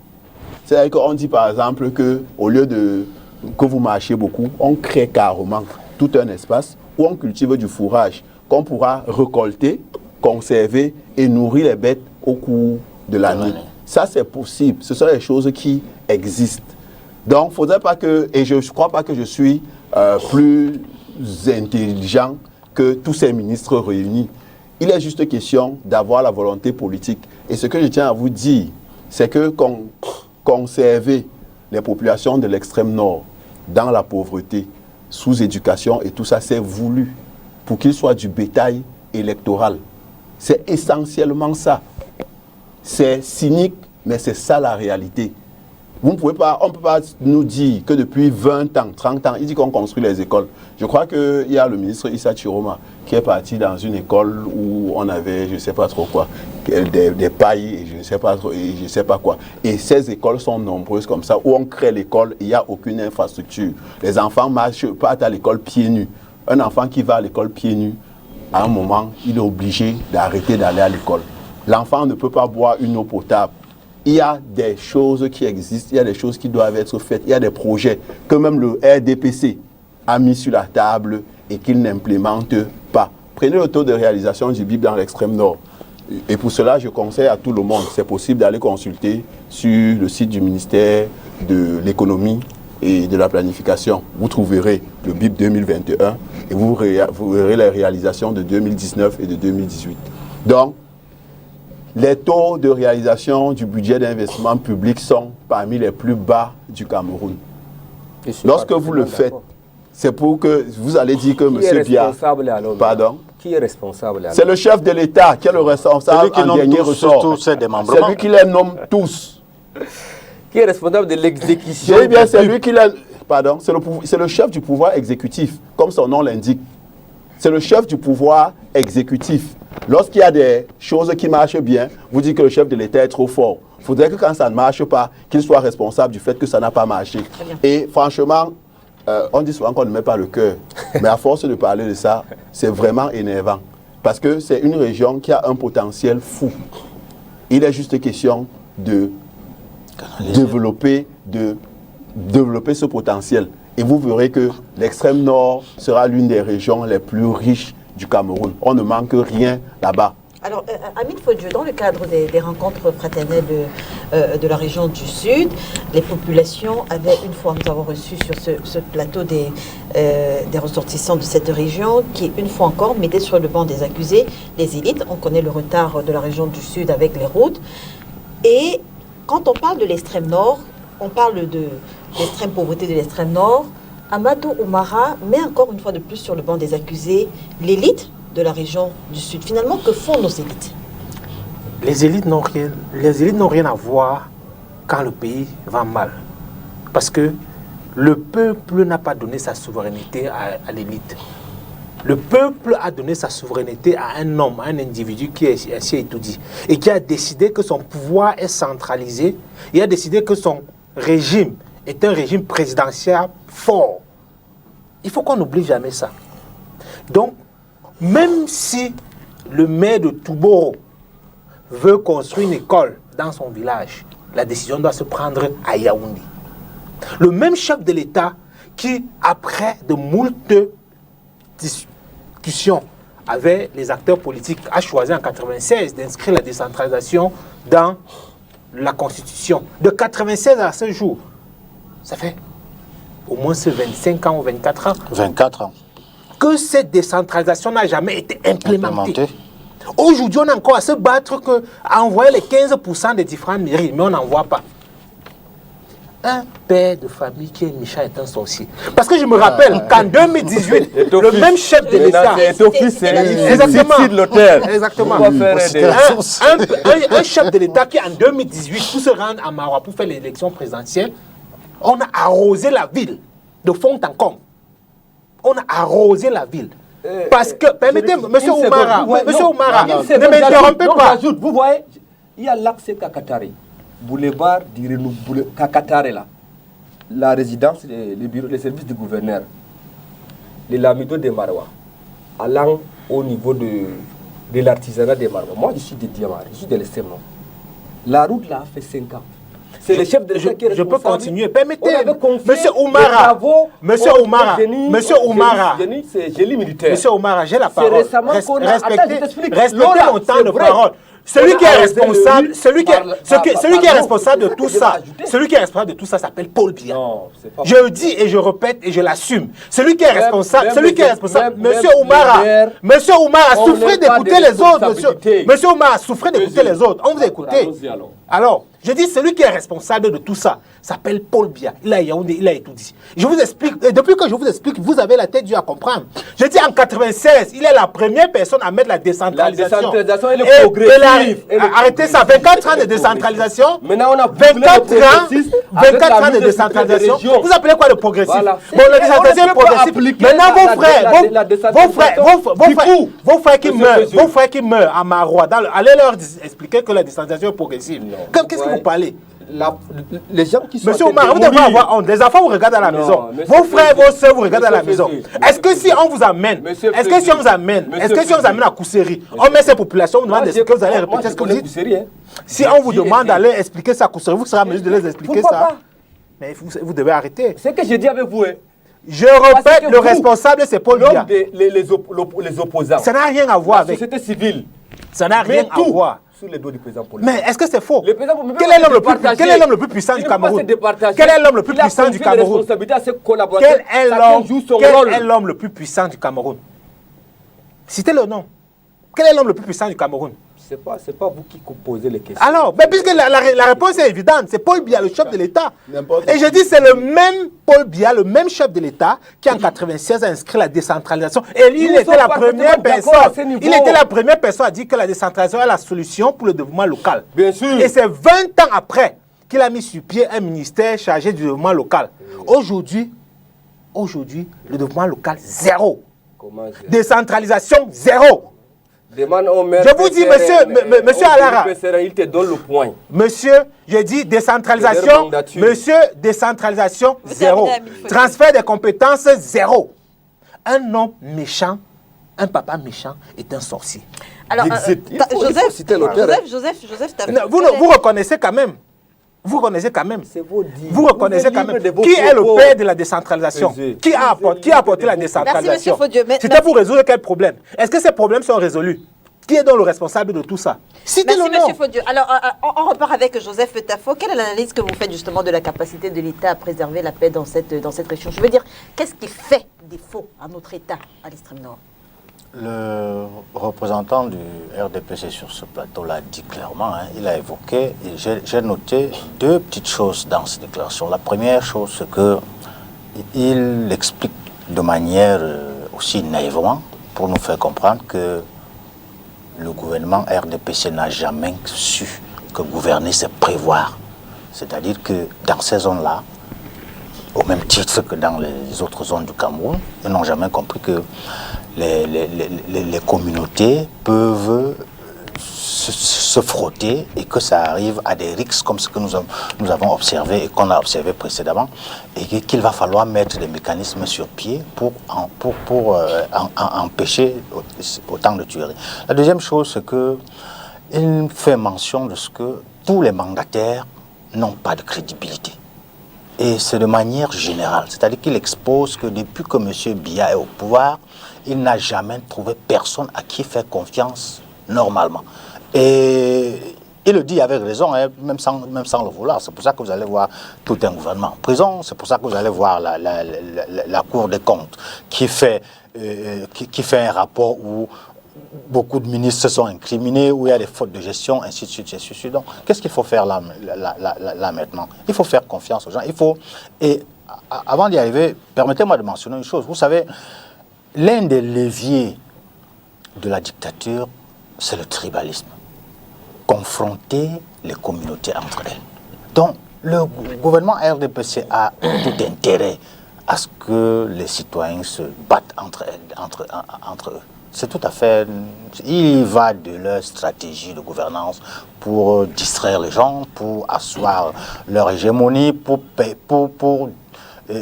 pendant ce temps piller les fonds de l'État, pendant ce temps restreindre les libertés. Donc c'est tout à fait normal qu'on trouve des gens, ce genre de risques. C'est pas seulement de ce côté-là. On en parle avec beaucoup d'acuité parce que ça a créé des morts, on a vu des violences, on a vu des maisons être incendiées, ainsi de suite, ainsi de suite. Et l'autre levier encore, c'est le climat de terreur. Parce que vous voyez, si quelqu'un se lève pour décrier ou alors pour contester, on va mettre la police derrière. Vous allez également constater que dans ce même registre, quelqu'un pour une simple cérémonie de dédicace, on va mobiliser toute la police, on va le séquestrer dans sa maison, ou alors pour une simple réunion de présentation d'un travail fait entre les partis politiques, on va mobiliser toute l'armada policière, ainsi de suite. Donc ça rentre dans le registre de ce gouvernement. Confronter les communautés entre elles et puis piller en sourdine. Monsieur Amara le dit, il l'avoue sans le savoir. Donc, il ne prévoit pas. Tu peux aller à ma place, non, j'interprète ce que vous avez dit. J'interprète aussi succinctement ce que vous avez dit. Vous avez reconnu que votre gouvernement n'a pas prévu que des choses comme ça pouvaient arriver. Vous avez reconnu que ceux qu'on a envoyés sur le terrain pour résoudre ce problème, depuis les vacances, n'ont pas pu résoudre. Pourquoi? Parce qu'ils n'étaient pas crédibles. Or, le gouvernement non seulement n'a pas réalisé que ceux-là n'étaient pas crédibles, alors s'il l'a réalisé, pourquoi ne n'avoir pas remplacé ceux-là pour éviter cet autre bain de sang? Le Cameroun est assez fermenté ou alors est assez perturbé partout. On a le Nozo, on a le Grand Nord avec Boko Haram, on a les frondes sociales, ainsi de suite, ainsi de suite. Donc, si vous ne pouvez pas prévoir dans votre gouvernance, c'est que vous convenez avec nous que c'est plus la peine d'être là. C'est aussi simple que ça. Monsieur Amadou, loin des débats comme celui-ci, il faut dire que ce qui s'est passé à l'extrême nord pose véritablement le problème du vivre ensemble au Cameroun. Quel aspect revêt-il aujourd'hui? Donc vous voyez, je pense que nous vivons ensemble et nous sommes appelés à vivre ensemble par le destin. Ça, nous sommes appelés à le faire, mais le vivre ensemble aujourd'hui au Cameroun. Vous voyez, il faut que les hommes politiques essayer de sensibiliser davantage les Camerounais. Parce que nous avons une nation. Je partage l'avis de M. Tafo qui a dit notre pays traverse des périodes difficiles sur le plan sécuritaire. Nous avons la guerre dans le nord-ouest et le sud-ouest. Boko Haram n'est pas encore derrière nous. À cela, nous ne pouvons pas accepter un autre conflit. Et vous voyez, les vivre ensemble au Cameroun, nous vivons ensemble. Et la population, le peuple de Mousgoum, le peuple arabe choua, les Kotoko vivent ensemble depuis des décennies. Et ils sont appelés à vivre ensemble. C'est pour cette raison que nous allons prôner le discours de la tolérance, le discours de l'acceptation de l'autre pour qu'ils continuent à vivre ensemble. Et il faut qu'ils se pardonnent et que le pardon soit accepté de tous. Et parce que ce genre de crises et de conflits peuvent régénérer dans le temps ce qu'on appelle les gels de vengeance. Vous voyez, si un enfant s'assoit, il dit que vous avez tué mon grand-père. Vous voyez, ce sont des crises qui vont perturber et rester ancrées dans des générations et des générations. C'est pour cette raison que ces genres de crises sont à condamner avec beaucoup de fermeté. Et il fallait quand même que la mission que le président de la République a instruit, la mission interministérielle, va se déplacer peut-être au cours de la semaine pour essayer de recenser les causes profondes. Alors, M. Tafo a parlé de diviser pour mieux régner. Il a également dit que le tribalisme était l'un des créneaux sur lesquels le gouvernement du Cameroun s'appuyait, diviser dans le diviser pour mieux régner.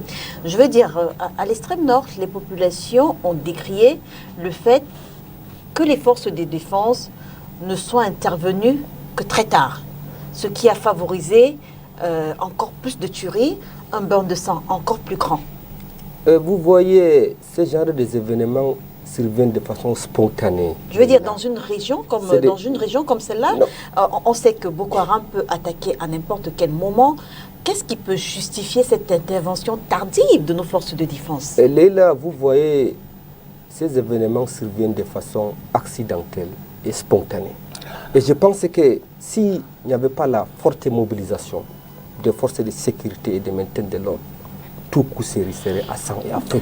À quel moment sont-elles intervenues? Et vous voyez, c'est des gens, c'est-à-dire c'est des gars qui se regroupent de façon spontanée avec des armes blanches.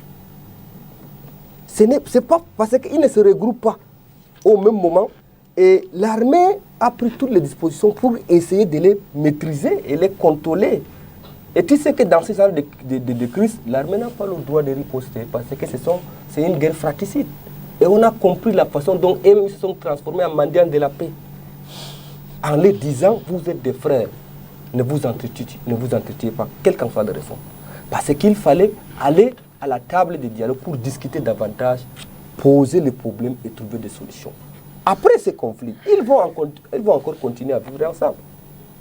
Et les Arabes choix... Je veux dire, ça fait 4 mois que la dernière tuerie a eu lieu. Est-ce qu'on doit s'attendre à ce que 4 mois, je veux dire, d'ici février, qu'on assiste encore à un tel bain de sang? Non, Leila, on ne le souhaite pas. Tout ce que nous souhaitons, que la hache de la guerre soit enterrée. La hache de la guerre soit enterrée. Je vous ai dit actuellement, à l'heure où nous parlons, le gouverneur de la région de l'Essemo est sur le terrain, avec presque toutes les élites de la région. Et les Lamibés sont là-bas pour essayer de parler à ces populations et de trouver les solutions économiques. Parce que c'est un problème économique.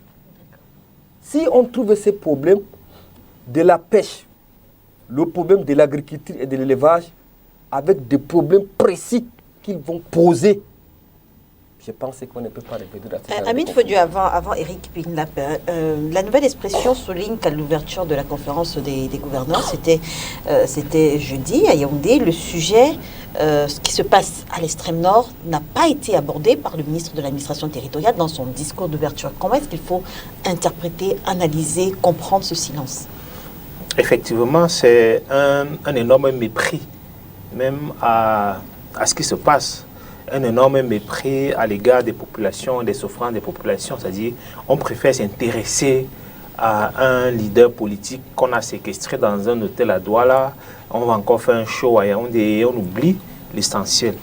Je me rappelle que sur ce même plateau, un autre dimanche, nous étions avec M. Amadou, avec M. Yimkwa et avec Charles Njikam, si je ne me trompe pas. Nous avons débattu toujours de cette même situation. On revenait toujours d'une semaine où il y a eu cette guerre fratricide.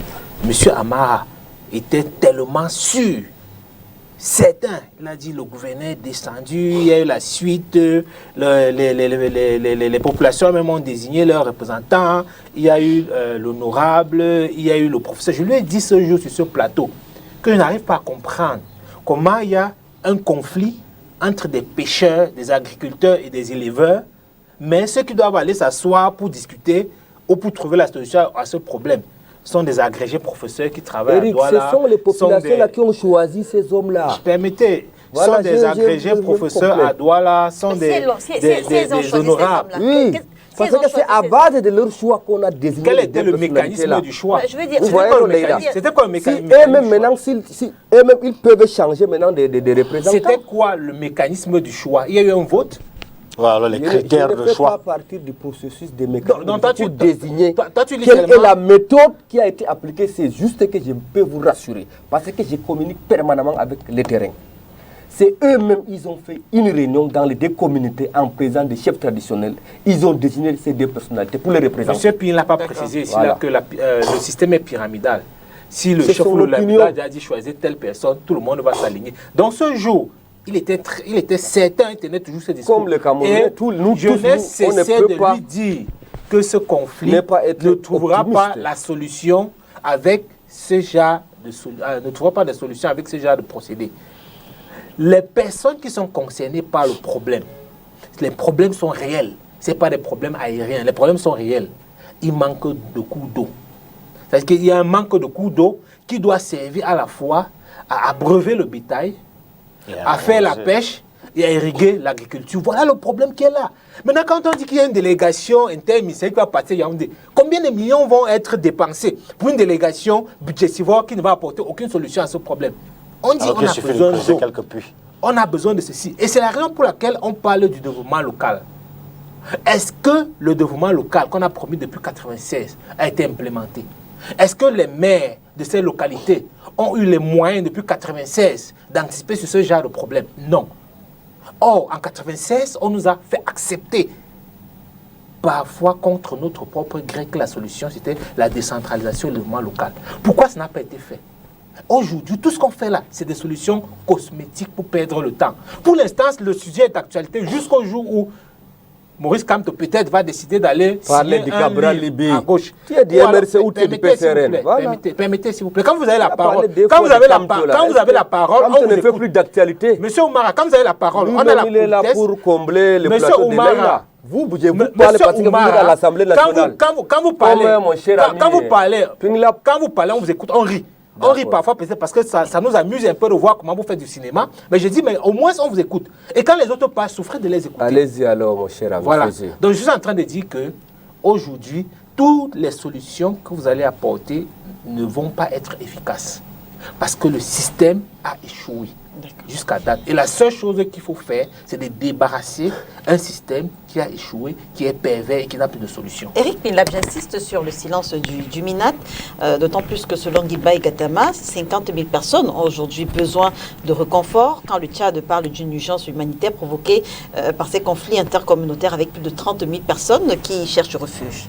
Vous connaissez le patron du MINAT, c'est Paul Biya. Paul Biya dit quoi sur cette situation?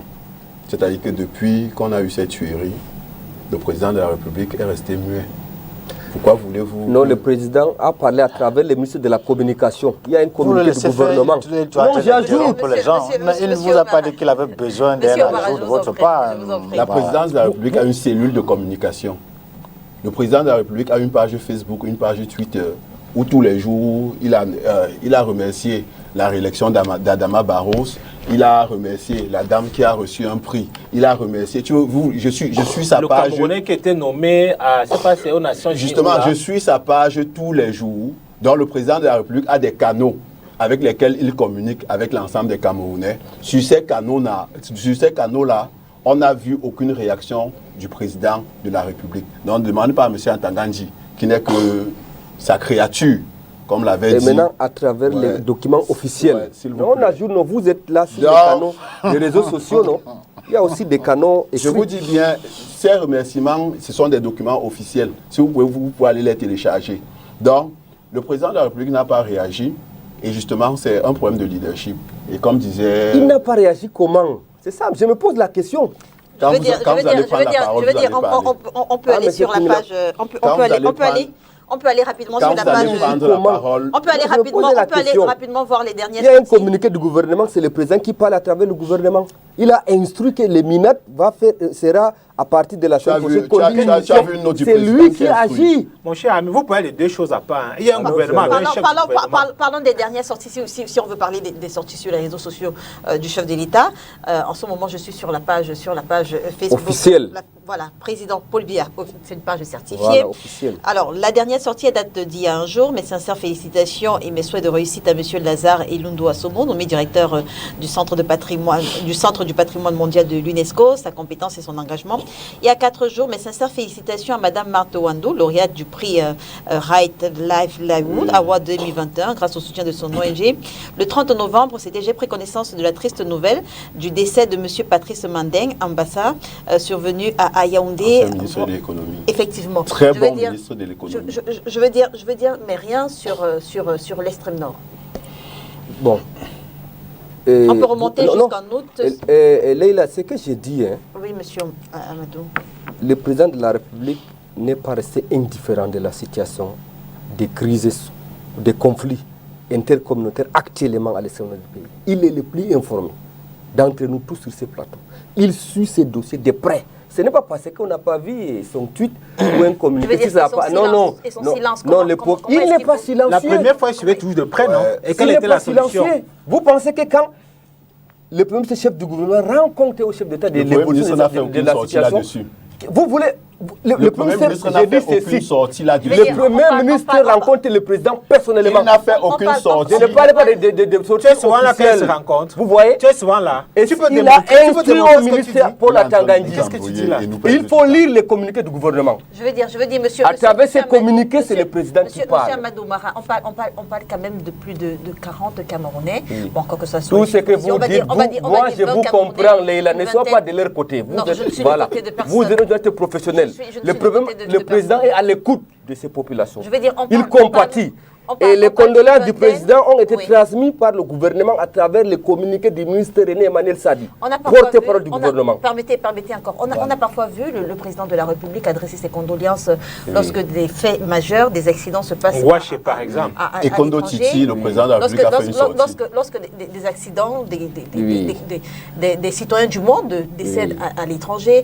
Mais pour le cas du Cameroun, comment est-ce qu'il faut lire ce silence du chef de l'État? On parle de plus de 20 personnes, 20 citoyens camerounais, peut-être même des militants du RDPC, quand on sait que le Grand Nord, c'est le vivrier électoral du RDPC. Comment est-ce qu'il faut analyser le silence de Paul Biya sur des cas aussi dramatiques au Cameroun? Leïla, à titre personnel, vous avez parlé de la conférence des régions qui s'est tenue à Yaoundé, la conférence des gouverneurs des régions.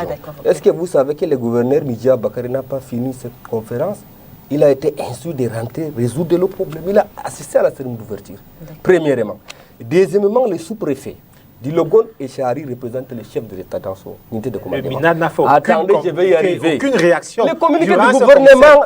Vous avez lu le communiqué du gouvernement? Dans cette réunion n'a rien dit. Le MINAD n'a rien dit dans cette réunion. communiqué du gouvernement. Non, laisse le communiquer. Je parle le communiqué du gouvernement. Le MINAD n'a rien dit. Le gouvernement a communiqué par rapport à cette situation. On parle du Vous êtes informé? Non, vous êtes informé. On parle du président. Qui est le patron du sous-préfet? Qui est le patron du gouverneur? Que de parler, il a instruit à son collaborateur d'aller sur le terrain. D'accord, merci monsieur Omar. Le problème, ce n'est pas de parler sur les réseaux sociaux, c'est de résoudre le problème sur le terrain. Est-ce qu'il y a donc une solution? Voilà. C'est la deuxième fois. Est-ce que depuis la première fois, il y a une solution? Monsieur Amin Fodieu, il n'y a pas eu de solution. Donc on est d'accord que c'est un échec. C'était une parenthèse. Monsieur Ping n'a pas encore la parole. Ok, merci Leïla. Il y a quelqu'un qui nous a dit tout à l'heure que le président de la République travaillait bien et ses collaborateurs ne travaillaient pas. Donc maintenant, c'est ses collaborateurs qui travaillent et lui-même, il ne veut pas travailler. C'est ce que je retiens. Pour vous, le travail du président, c'est de signer les correspondances. C'est ce que je souhaitais dire. Maintenant, l'autre chose que je souhaite également dire sur ce cas, c'est que je n'ai pas entendu M. Peter Mafani Moussongue, qui est président de la Commission nationale du bilinguisme et du multiculturalisme, qui a décidé récemment de lancer une campagne nationale pour lutter contre l'intolérance et tout ce qui va avec. Donc, je me serais attendu justement que cette commission soit à pied d'œuvre sur le terrain. Peut-être qu'il sera associé dans la délégation qui ira à l'extrême nord. Vous en savez quoi? Est-ce que vous savez que le président de la Commission nationale des droits de l'homme est sur le terrain? Vous le savez aussi?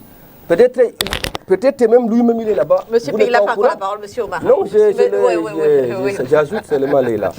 Vous notez que je vous laisse ajouter pour tout le monde. Allez-y, monsieur. Je suis conscient que je n'ai pas d'informations, je ne suis pas militant du RDPC, parce que vous avez souvent plus d'informations que nous, c'est vrai. Mais seulement, ce que je dis, c'est que lorsqu'il pose des actes, il communique. Et pour le moment, je n'ai entendu M. Moussongué nulle part parler de cette situation qui est grave, et on aurait attendu sa commission justement sur le terrain parce que c'est une question liée au vivre ensemble.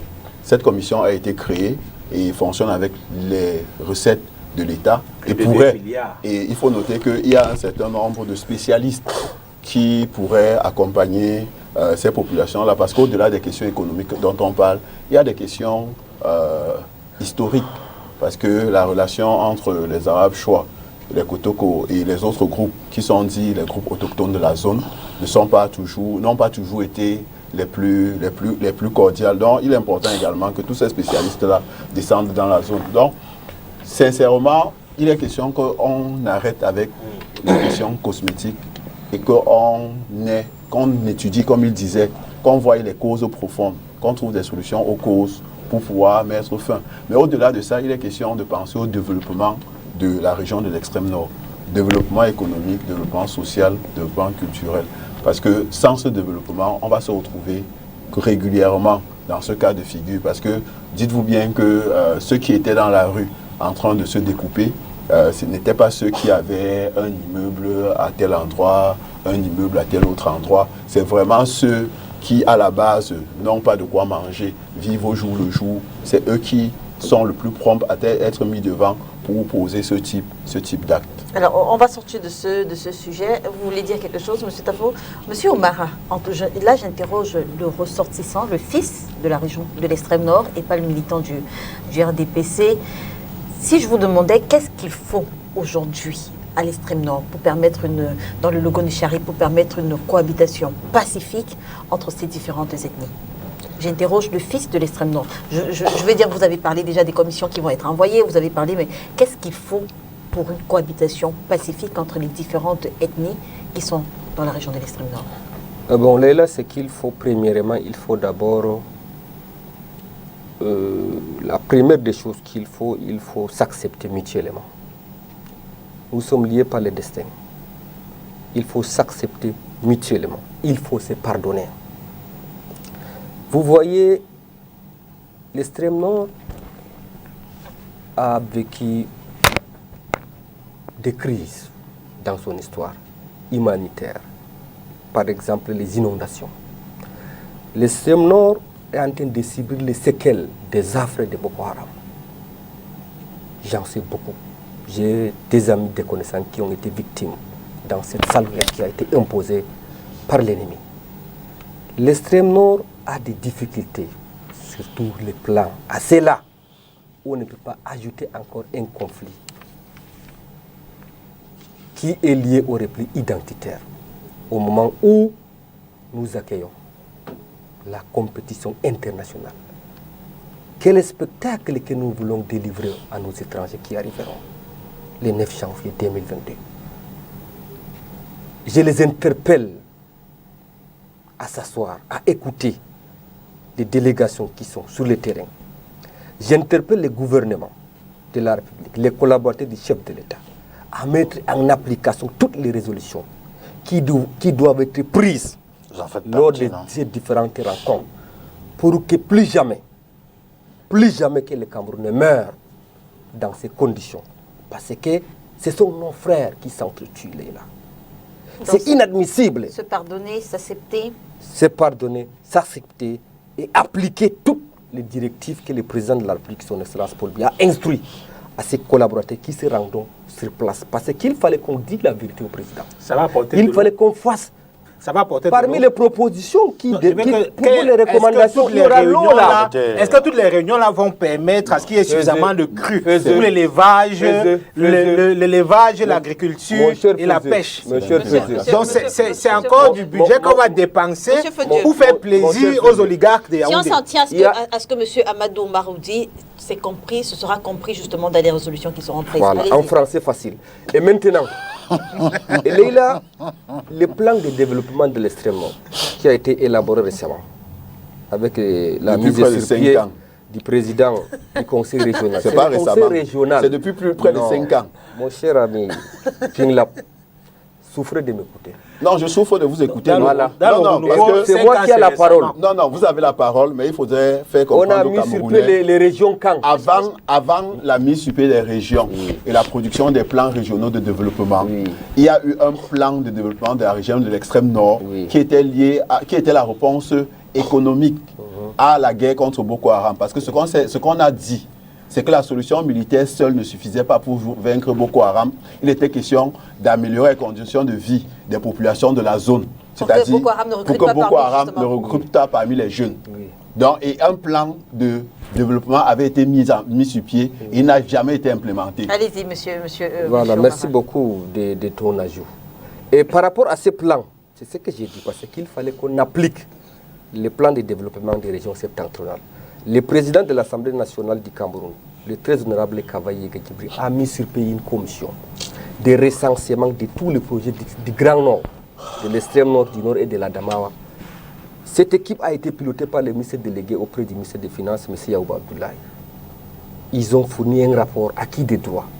Et j'espère que ces résolutions de ces travaux qui ont été pilotés par le très honorable Kavaye Gedjibri seront appliquées pour que l'extrême nord et les régions septentrionales qui ont des difficultés sur tous les plans, que des solutions doivent être trouvées pour que nous retrouvions la quiétude totale de nos compatriotes de cette partie du pays, pour accueillir la compétition.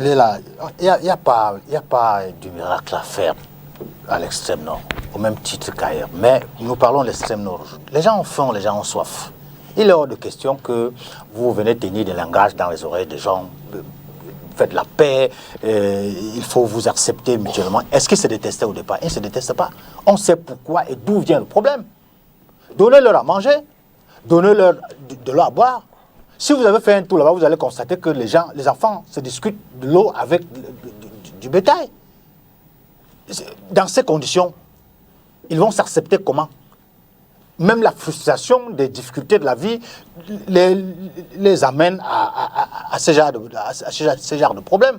Et c'est les conséquences de la non-mise sur pied de cette politique de décentralisation qui est inscrite dans notre constitution depuis 1996. Ça fait près de 25 ans aujourd'hui. Pourquoi on ne décentralise pas? Regardez encore dans le budget, dans la loi de finances de 2022. On a parlé lors de la dernière loi sur les collectivités territoriales décentralisées, on a dit qu'il fallait 15% aux communes. Dans la loi de finances, minimum. Dans la loi de finances de 2022, on n'en fait pas état. Or, c'est dans la lettre circulaire du président de la République depuis les vacances que, quand vous voyez les directives données, on avoisine les 7%.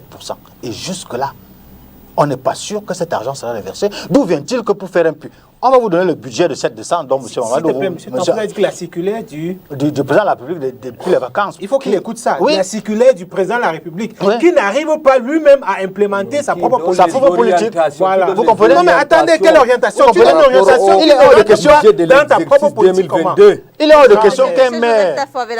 Il est hors de question qu'un maire à Poussiri, pour faire un puits, doit prendre les ordres de Yaoundé. C'est pas normal. Les gens ont faim, les gens ont soif. Il faut résoudre le problème. Et ils le font à dessein.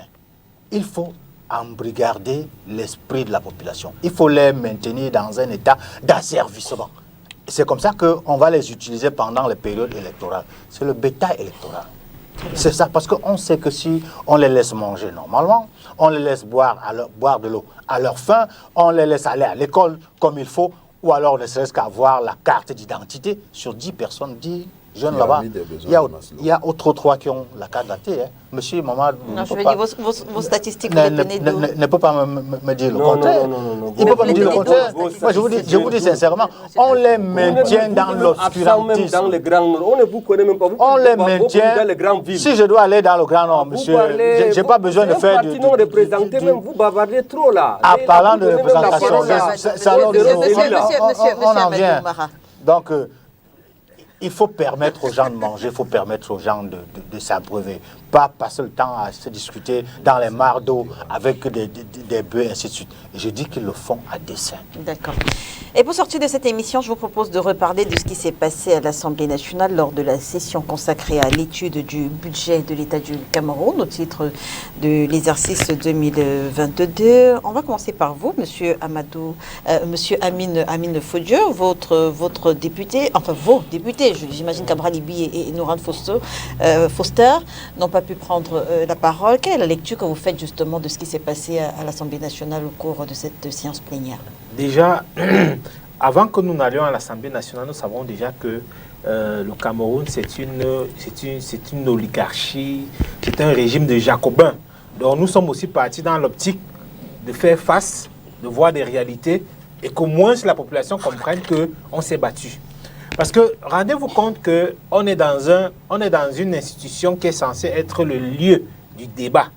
Mais c'est le lieu où il n'y a aucune possibilité de débat. On est dans un hémicycle où vous êtes censé discuter du projet de budget qui va vous être, que le gouvernement va venir défendre.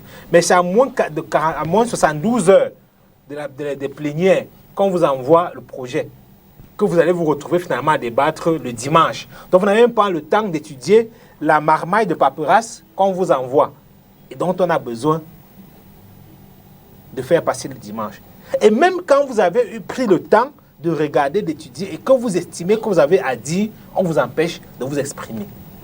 Or, il faudrait dire que je rappelle pourquoi est-ce que j'insiste sur la notion de jacobinisme avec cette Assemblée nationale. Il faudrait que les Camerounais se rappellent que l'ensemble des députés et des PC qui sont à l'Assemblée sont le fruit de l'exécutif. Comment ça se passe? C'est-à-dire que pendant qu'on prépare l'élection législative et municipale, le comité central Yaoundé crée des délégations qui vont aller adouber des candidats un peu partout dans les localités. Et généralement, ces comités sont pilotés par des membres de l'exécutif. Les ministres délégués et assimilés, tout ça, c'est eux qui vont dans ces différentes localités pour adouber qui sera député demain. Et vous voyez que si l'exécutif est celui qui vient vous adouber pour devenir député demain, et qu'au même moment, c'est le même exécutif qui vous donne les moyens pour pouvoir faire votre campagne, parce qu'après, on vous donne des marchés, on vous donne des positions qui vous permettent d'avoir du budget pour vous préparer à aller faire des élections. Si demain, vous vous retrouvez à l'Assemblée nationale avec ces dernières personnes qui viennent à un projet de loi, vous ne pouvez pas avoir la capacité de vous lever contre ce genre de projet de loi. La preuve, on est en train de nous annoncer que les tontines, si vous voulez, les tontines que nous faisons dans les quartiers vont être taxées à 15%. L'épargne. Parce que la tontine, c'est l'épargne. C'est-à-dire qu'on vous apprend qu'on vous taxe sur votre revenu. Il y a au moins 3 ou 4 taxes sur le revenu. Et quand vous allez encore épargner, on vous poursuit pour vous taxer là-dessus. Votre propre porte-monnaie, qui peut être... en fait, je ne vais pas prononcer le nom ici pour des problèmes de publicité. Les porte-monnaies voilà, les porte-monnaies électroniques. On vous poursuit encore là-bas. On va vous taxer quand vous déposez. On va vous taxer quand vous retirez l'argent. Je dis qu'on se retrouve dans n'importe quoi. Et on ne donne pas la possibilité aux députés de débattre de ce fait.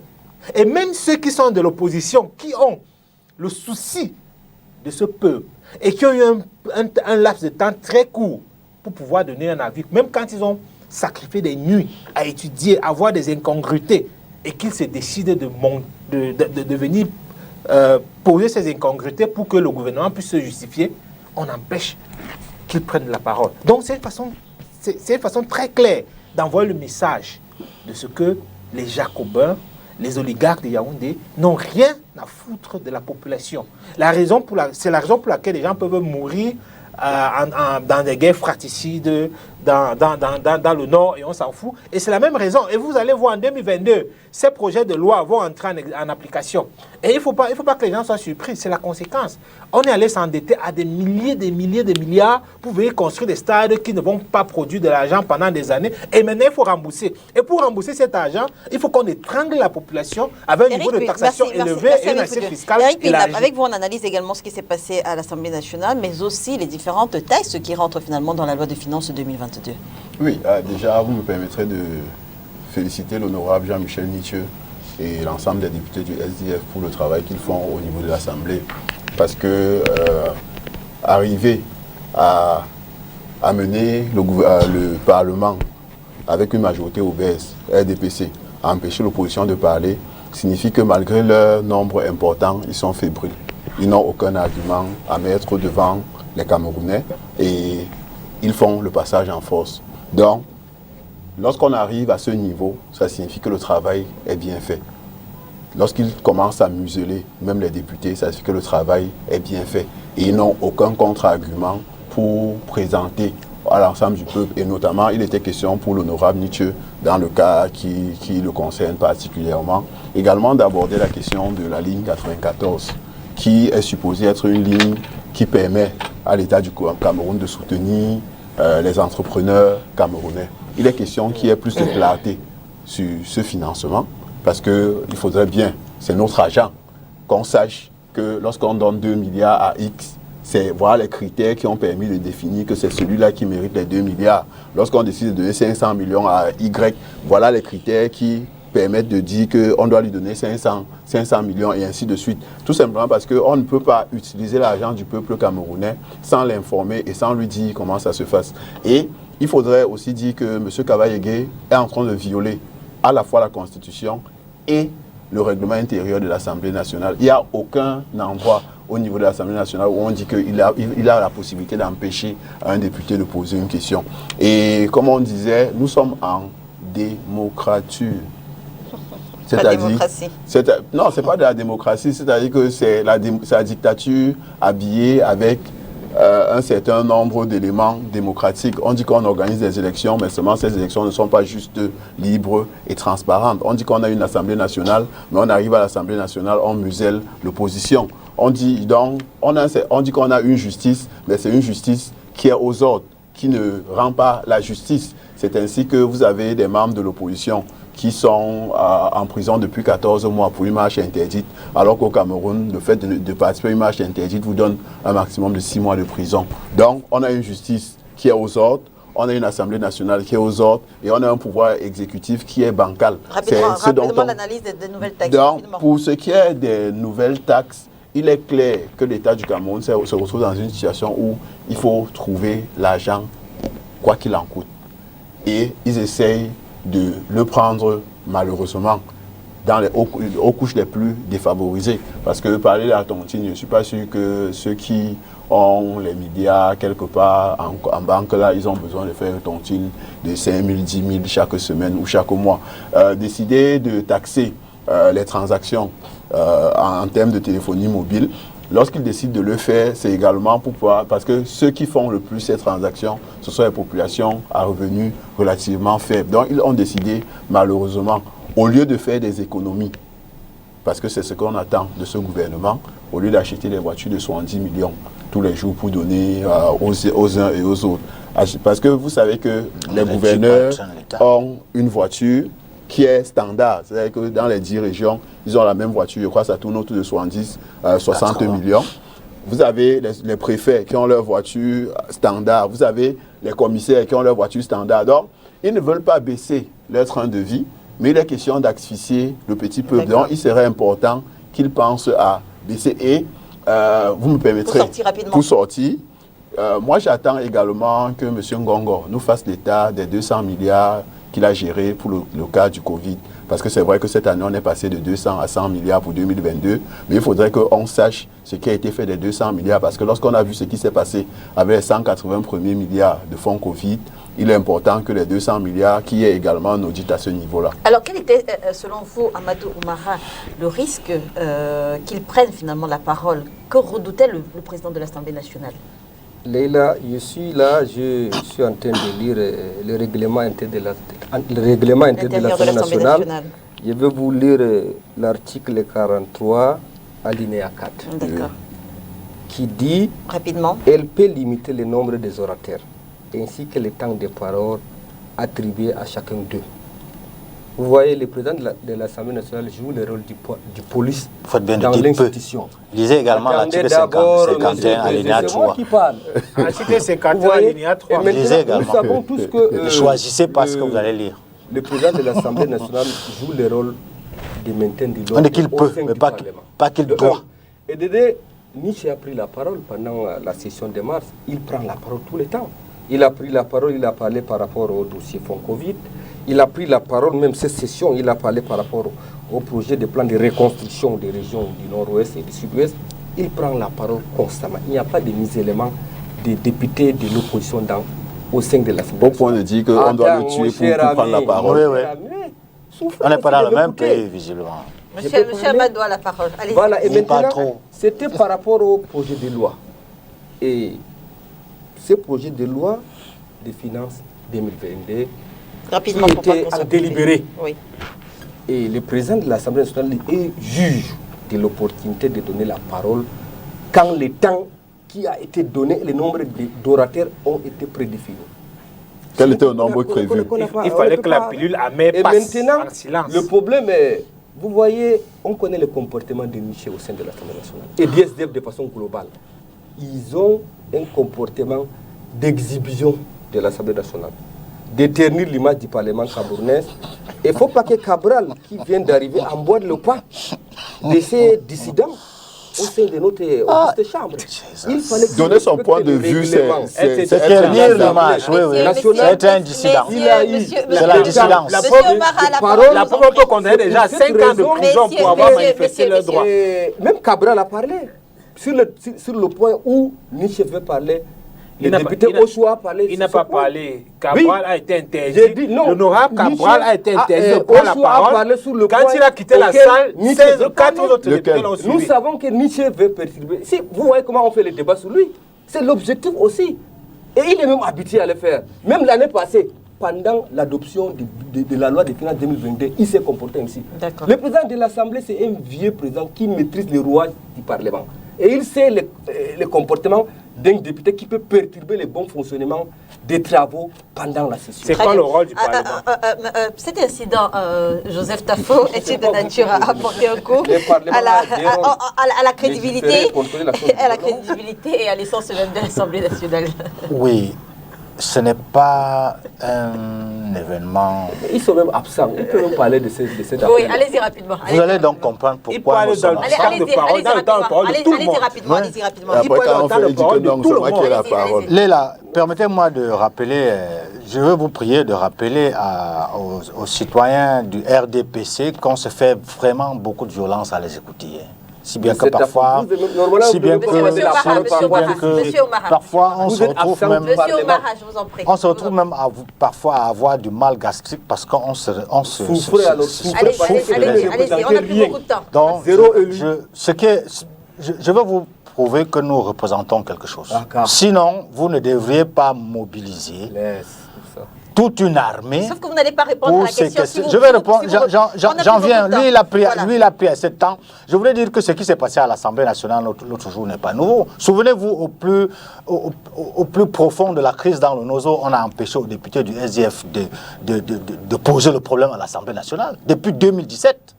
Donc, ce qui se passe là maintenant, c'est pas nouveau. Souvenez-vous qu'à la même occasion, les députés du SDF ont tambouriné au point où il y a l'honorable Joseph Wirba qui aujourd'hui a été obligé de s'exiler parce que le très honorable avait dit que la crise de Nozo, enfin qu'il n'y avait pas de crise de Nozo. Qu'est-ce qui ternit l'image de l'Assemblée nationale? C'est parce que... C'est le désordre des opposants. Oui, mais qu'un député prenne la parole, n'est-ce pas?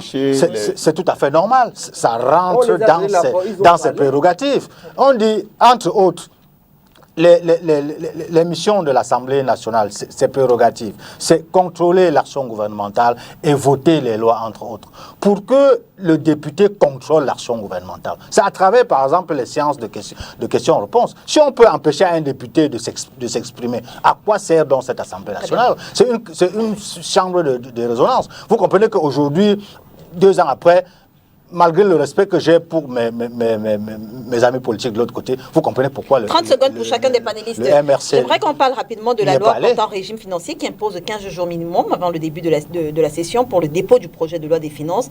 Et à chaque exercice budgétaire, les députés se plaignent de la violation par le gouvernement de cette loi. Alors, pourquoi est-ce que cette loi a du mal à être appliquée? 15 secondes. Léla, j'ai été représentant des étudiants au conseil d'administration.